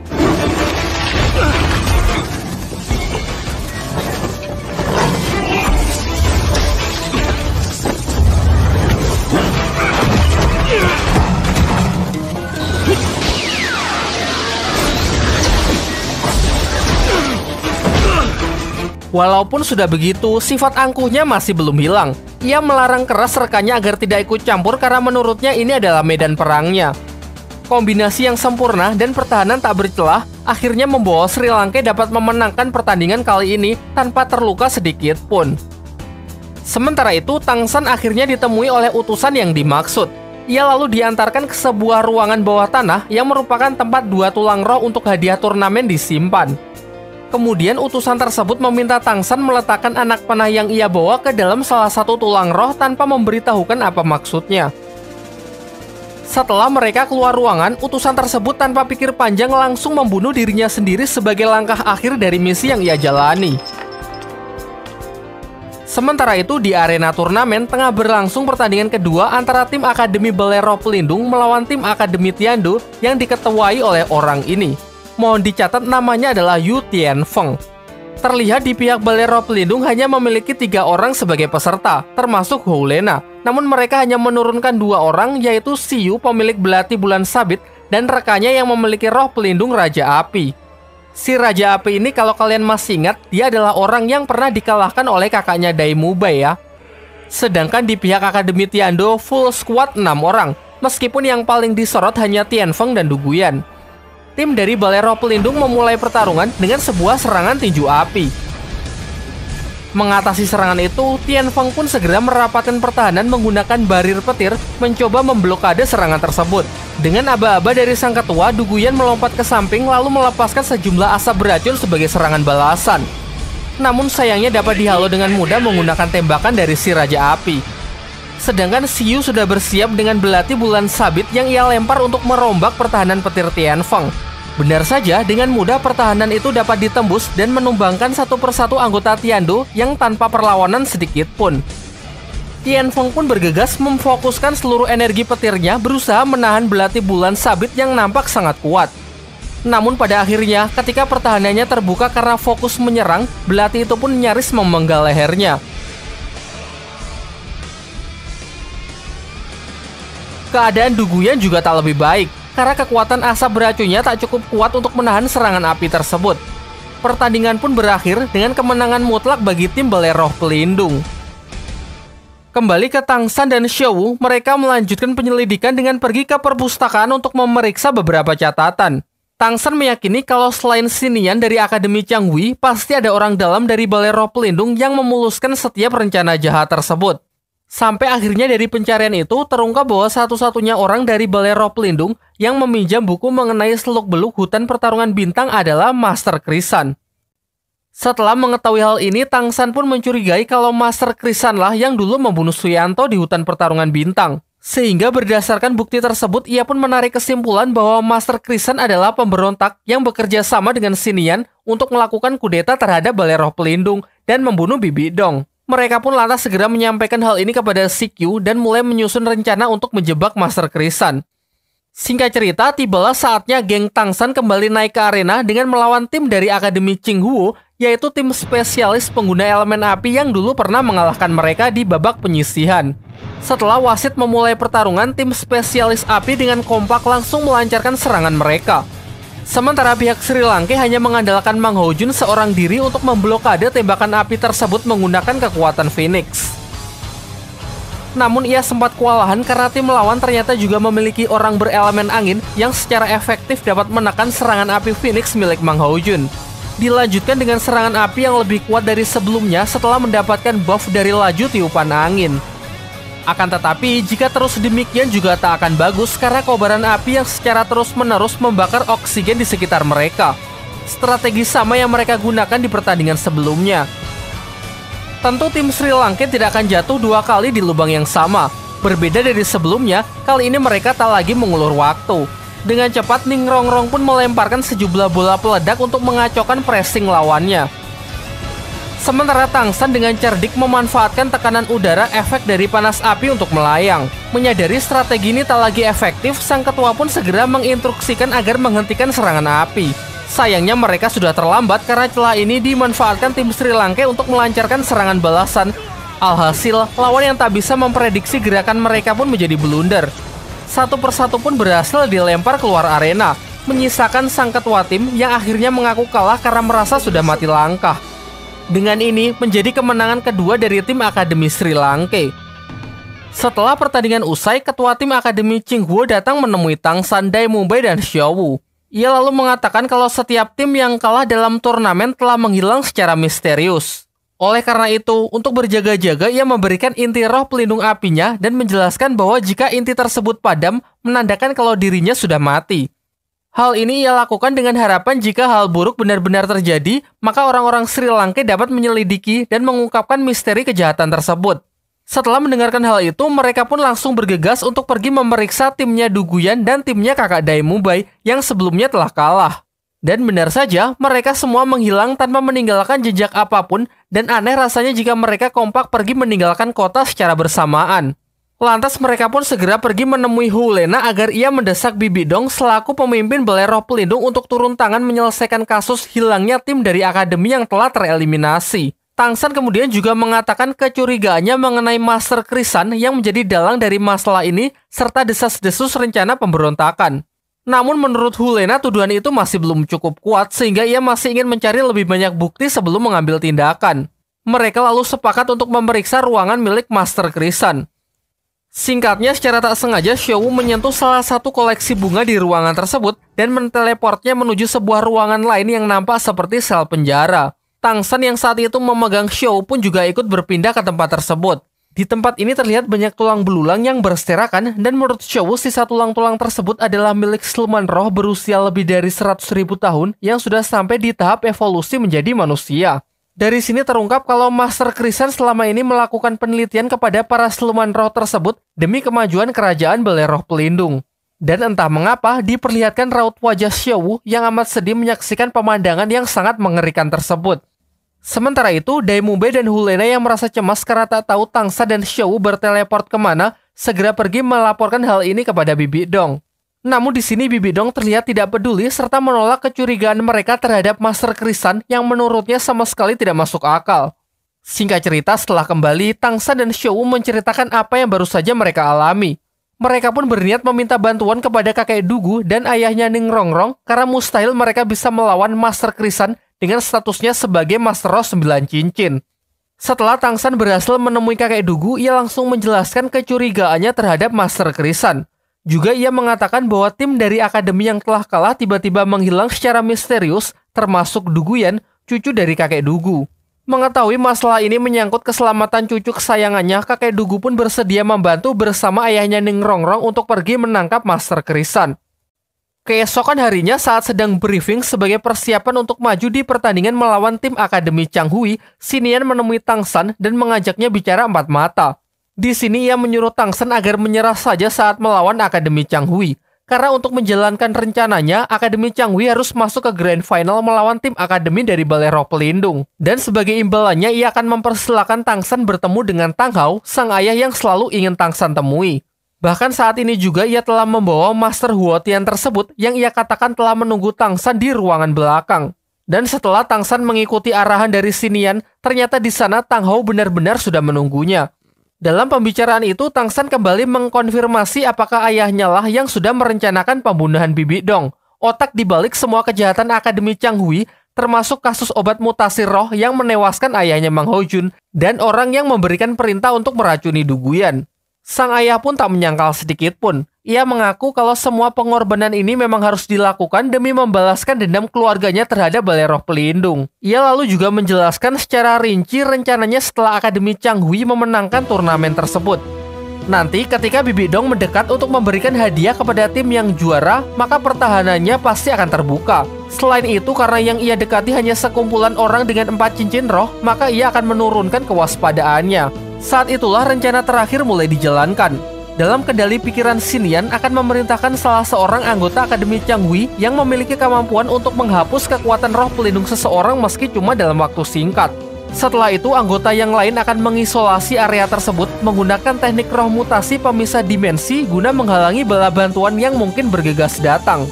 Dilanjutkan dengan mengeluarkan beberapa portal penghubung ruang yang dapat digunakan untuk menteleport para master roh yang telah ia siapkan untuk mengeksekusi pemimpin dari Balai Roh Pelindung tersebut. Dengan demikian, sekuat apapun Bibi Dong, ia tak akan mampu bertahan dengan serangan yang bertubi-tubi dari para master roh. Kemudian Tang Hao menegaskan bahwa rencana ini hanya bisa dijalankan jika tim Akademi Changhui memenangkan turnamen. Sehingga ia meminta kerjasama dari putranya tersebut dengan cara mengalah dari Akademi Changhui di pertandingan yang akan datang. Akan tetapi, Tang San berpendapat kalau ini semua perbuatan yang salah. Hanya karena ingin balas dendam begitu banyak nyawa yang harus dikorbankan, termasuk para murid Akademi Changhui yang dijelaskan pasti akan mati setelah menjalankan rencana tersebut. Tak lama setelah itu, teman-temannya yang merasa khawatir datang menyusul Tang San. Namun Tang Hao malah menyerangnya dan mengancam akan membunuh teman-temannya jika Tang San enggan bekerja sama. Tenaga! Pa!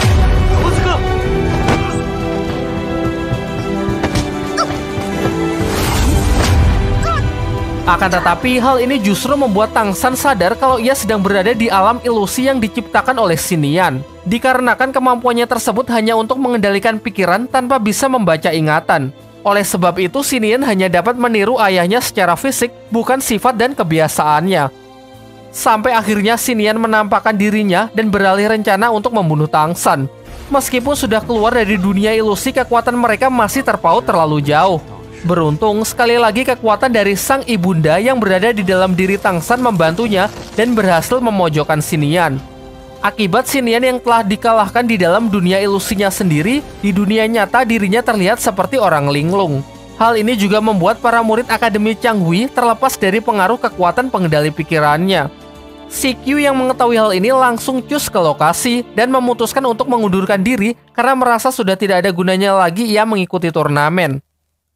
Sementara itu, diperlihatkan kakek Dugu yang tengah bersiap melakukan penyergapan kepada Master Krisan bersama Master Roh dari klan Kibau. Di sini ayah Ning Rongrong mengungkapkan alasan ia setuju untuk bekerja sama mencegah pemberontakan adalah agar bisa menjalin hubungan yang semakin kuat dengan Balai Roh Pelindung.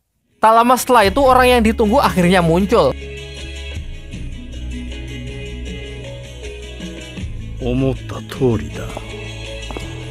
Master Krisan pun bersiap melakukan perlawanan dengan mengeluarkan senjatanya yang berwujud cambuk bunga matahari.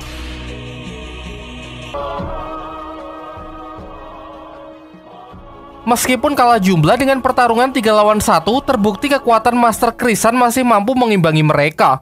Di waktu yang bersamaan, Tang San kembali bertemu dengan Hu Lena yang meminta kartu perpusnya dikembalikan. Di sini Lena sedikit kesal karena Tang San membohonginya dengan mengatakan hanya ingin menyelidiki percintaan Bibi Dong dengan Master Xiao, namun kata petugas perpus ia malah memeriksa catatan rahasia milik Balai Roh Pelindung. Dari perkataan itu Tang San jadi sadar kalau plat bangsawan tersebut memang bisa dipindah tangankan. Hal ini melemahkan dugaannya terhadap Master Krisan karena bisa saja ada pihak lain yang mencuri plat bangsawan milik Master Krisan untuk menciptakan sebuah alibi dengan memasukkan nama Master Krisan ke dalam catatan daftar peminjam buku di perpustakaan Balai Roh Pelindung. Cukup masuk akal karena seorang penjahat pasti tidak akan menggunakan identitas aslinya untuk menjalankan tindak kejahatannya. Singkatnya, Hulena menyiratkan mungkin saja Master Hantulah yang meminjam plat milik Master Krisan, mengingat ia merupakan orang terdekatnya. Mereka pun bergegas pergi menemui kakek Dugu demi menghentikannya bertindak lebih jauh untuk menghakimi Master Krisan. Beruntung Tang San tiba tepat waktu dan masih sempat melerai mereka sebelum ada yang terluka. Tak lama setelah itu datang juga Bibi Dong yang langsung membungkam mereka semua. Selepas itu, Tang San, Xiaowu, Hulena, dan Daimumbe menjelaskan kepada Bibi Dong bahwa ada seseorang yang merencanakan pembunuhan terhadap dirinya. Ia menduga kuat kalau Master Hantulah yang telah berkhianat. Namun Bibi Dong terlihat sama sekali tidak terkejut mendengar penjelasan itu. Ternyata ia sudah tahu lebih dulu dan sengaja membiarkan rencana tersebut tetap berjalan demi mengumpulkan orang-orang yang ingin membunuhnya. Di sini ia malah salfok dengan Xiaowu dan mengatakan kalau ia sangat tertarik dengan Xiaowu. Ketimbang info pembunuhan tersebut, ia justru lebih terkejut dengan Tang San yang bisa berteleport menggunakan bunga di ruangan Master Krisan karena alat itu sudah diprogram sehingga hanya bisa digunakan oleh dirinya, Master Krisan, dan siluman roh saja. Pembicaraan pun ditutup dengan Bibi Dong yang menjamin bahwa seluruh tim akademi yang menghilang semuanya masih hidup dan akan dilepaskan setelah turnamen berakhir. Kembali fokus membahas turnamen. Setelah mereka keluar, Hulena menyarankan agar tim Sri Lanka menyerah saja dalam turnamen melawan tim Balai Roh Pelindung. Karena Siyu, sang ketua tim Balai Roh Pelindung, adalah seorang psikopat yang sangat kuat. Namun tentu peringatan itu sama sekali tak menggoyahkan tekad Tang San yang percaya bahwa menjadi seorang Master Roh artinya menentang takdir. Bukannya cuma rebahan sambil stalking IG mantan yang sudah punya 2 anak.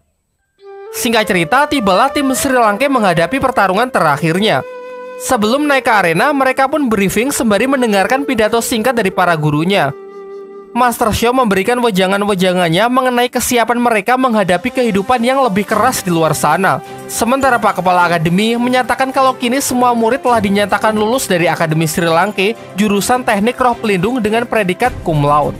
Sedangkan Guru Liu Erlong tidak diberi kesempatan untuk bicara karena statusnya yang masih guru honorer dengan gaji yang jauh dari UMR. Sekilas juga diperlihatkan flashback momen-momen ketika para murid baru mulai masuk di Akademi Sri Lanka yang membuat suasana semakin haru. Setelah meneriakan yel-yel, mereka pun bergegas naik ke arena untuk menghadapi pertandingan final melawan tim Balai Roh Pelindung. Peraturannya masih sama, semua anggota boleh berpartisipasi dalam pertarungan. Tim Sri Lanka full squad melawan full squad juga, meskipun sebenarnya cuma 3 orang karena yang lain hanya sebagai figuran semata. 3 orang tersebut meliputi ketua tim yang bernama Siyu, sebelah kanan si Raja Api, dan juga Hulena. Seusai bertatap muka saling mengintimidasi, mereka pun mulai merapatkan formasi. 4 orang figuran dari tim Balai Roh Pelindung pun maju sebagai serangan pembuka dan tentu berhasil disingkirkan dengan sangat mudah. Bahkan si ketua pun tak segan melempar rekan-rekannya tersebut karena menganggap tim sebenarnya hanya mereka bertiga. Selepas itu, Tang San pun langsung memberikan perintah untuk memulai serangan. Seperti biasa, Ning Rongrong bertugas memberikan dukungannya kepada para striker.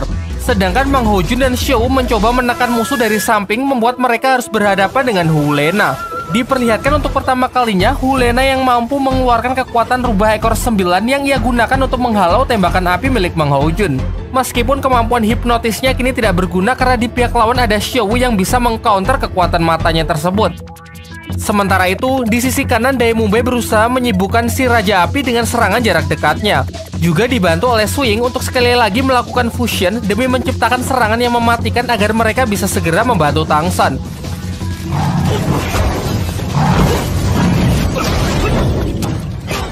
Dan benar saja, dalam strategi ini Tang San bertugas untuk menahan sang ketua tim Balai Roh Pelindung.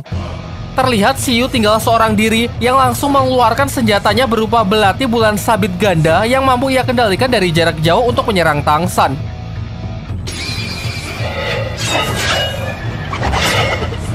Dengan mata ungu yang sudah lama absen, Tang San pun bisa meningkatkan refleksnya guna mengimbangi kecepatan dari serangan tersebut. Merasa geram Tang San yang selalu bisa menghindar, Xiyu pun menunjukkan cincin rohnya yang ternyata ia memiliki 5 buah.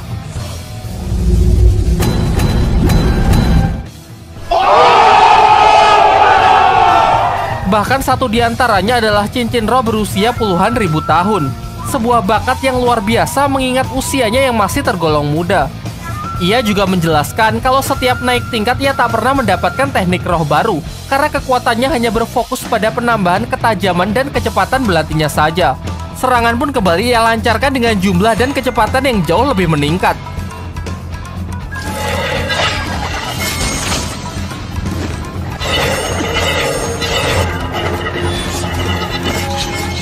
Di sini Tang San pun terlihat mulai kewalahan sehingga mendapatkan sedikit goresan yang melukai lehernya. Giliran Oishike beraksi mencoba menghalangi pandangan lawan demi menyamarkan serangan bom peledak dari Ning Rongrong. Sayangnya dapat ditangkis dengan mudah karena belati-belati tersebut ternyata juga bisa berperan sebagai sebuah pertahanan. Kembali menyorot Hulena, Mang Hojun berusaha menyibukkannya dengan terus melancarkan serangan dari jarak jauh. Sementara Xiaowu mencoba mencari celah untuk serangan jarak dekat. Sampai akhirnya Xiaowu berteleport menuju si Raja Api yang sepertinya lupa kalau ini adalah pertarungan tim.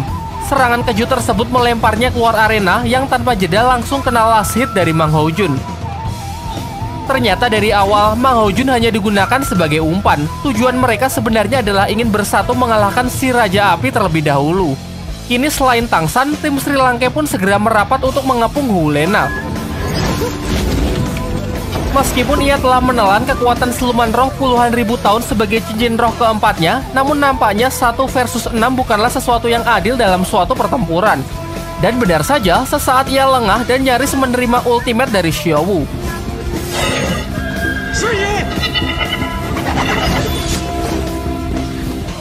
Namun meskipun berhasil selamat, Hulena memutuskan untuk keluar arena karena menurutnya ia sudah kalah kalau saja tidak ada bantuan dari ketua tim yang tak sudi ia terima.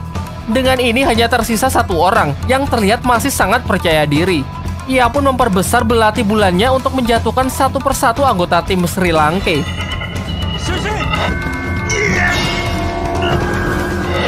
Menyadari peningkatan tersebut, Tang San pun berteriak agar Ning Rongrong dan Oishike turun dari arena karena dikhawatirkan serangan berikutnya bisa membunuh mereka. Kini di pihak Sri Lanka tersisa 3 orang karena Mang Hojun telah kehabisan energi dan Su Ying yang sudah tidak sadarkan diri. Diperlihatkan Tang San yang bergerak cepat menggunakan tulang roh laba-labanya untuk menghalau serangan yang mengarah ke Daimu Bai. Melihat kesibukannya melawan Tang San, Daimu Bai pun coba mengambil peluang dengan mendekati lawan. Sayangnya hal itu percuma karena belati bulan tersebut sangatlah responsif. Sampai akhirnya seluruh tulang roh Tang San satu persatu patah karena tak sanggup menahan tebasan belati bulan dari Xiyu yang semakin dipertajam.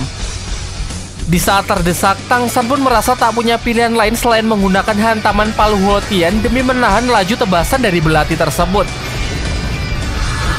Xiyu yang sempat terkejut membuka pertahanannya sendiri sehingga Tang San mendapatkan kesempatan emas untuk menggerakkan sebuah pecahan tulang roh yang berserakan sebagai langkah sekakmat. Dilanjutkan dengan pencak silat Xiaowu yang langsung menghantam keras ke rahangnya dan melemparnya keluar arena. Dengan kekalahan dari sang tuan rumah, akhirnya tim Akademi Sri Lanka pun dinyatakan sebagai pemenang pada turnamen pertarungan tahun ini.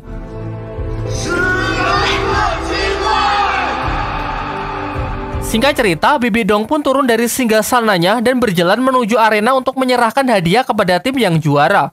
Namun tiba-tiba Master Hantu dalang dibalik perencanaan pembunuhan Bibi Dong muncul dan langsung mencoba menyerang pemimpin Balai Roh Pelindung tersebut.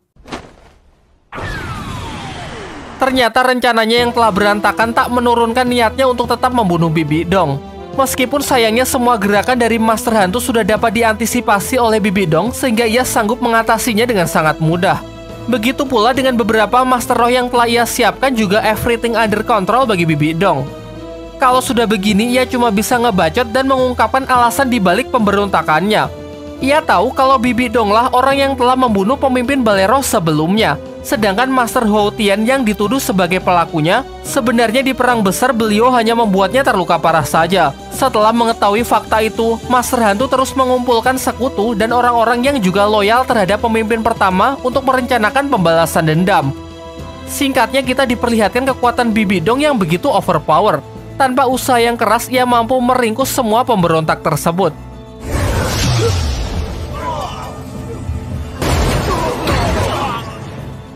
Acara pemberian hadiah pun kembali dilanjutkan. Semua peserta berhak mendapatkan penghargaan kecuali Xiaowu.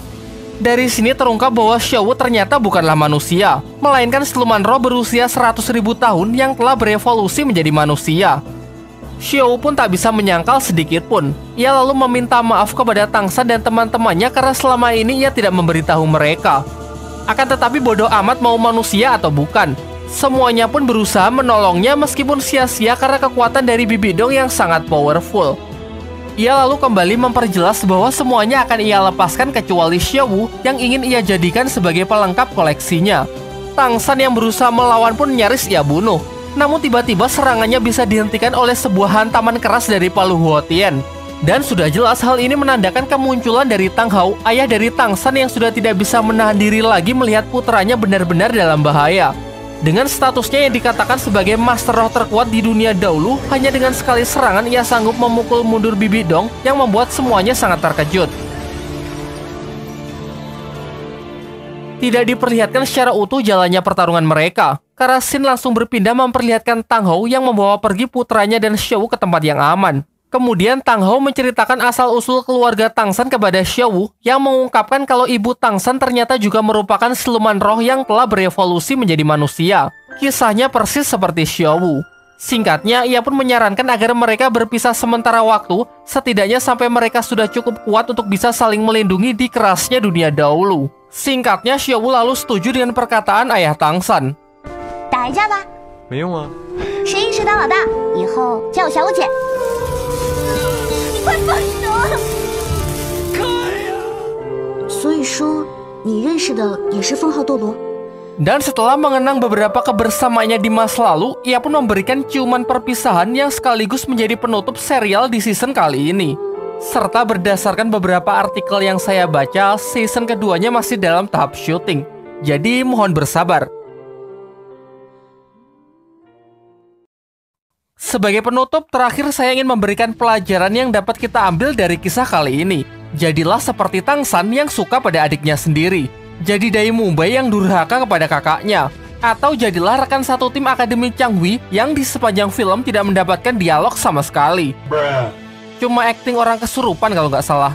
Silakan tambahkan sendiri di kolom komentar. Akhir kata, tamat.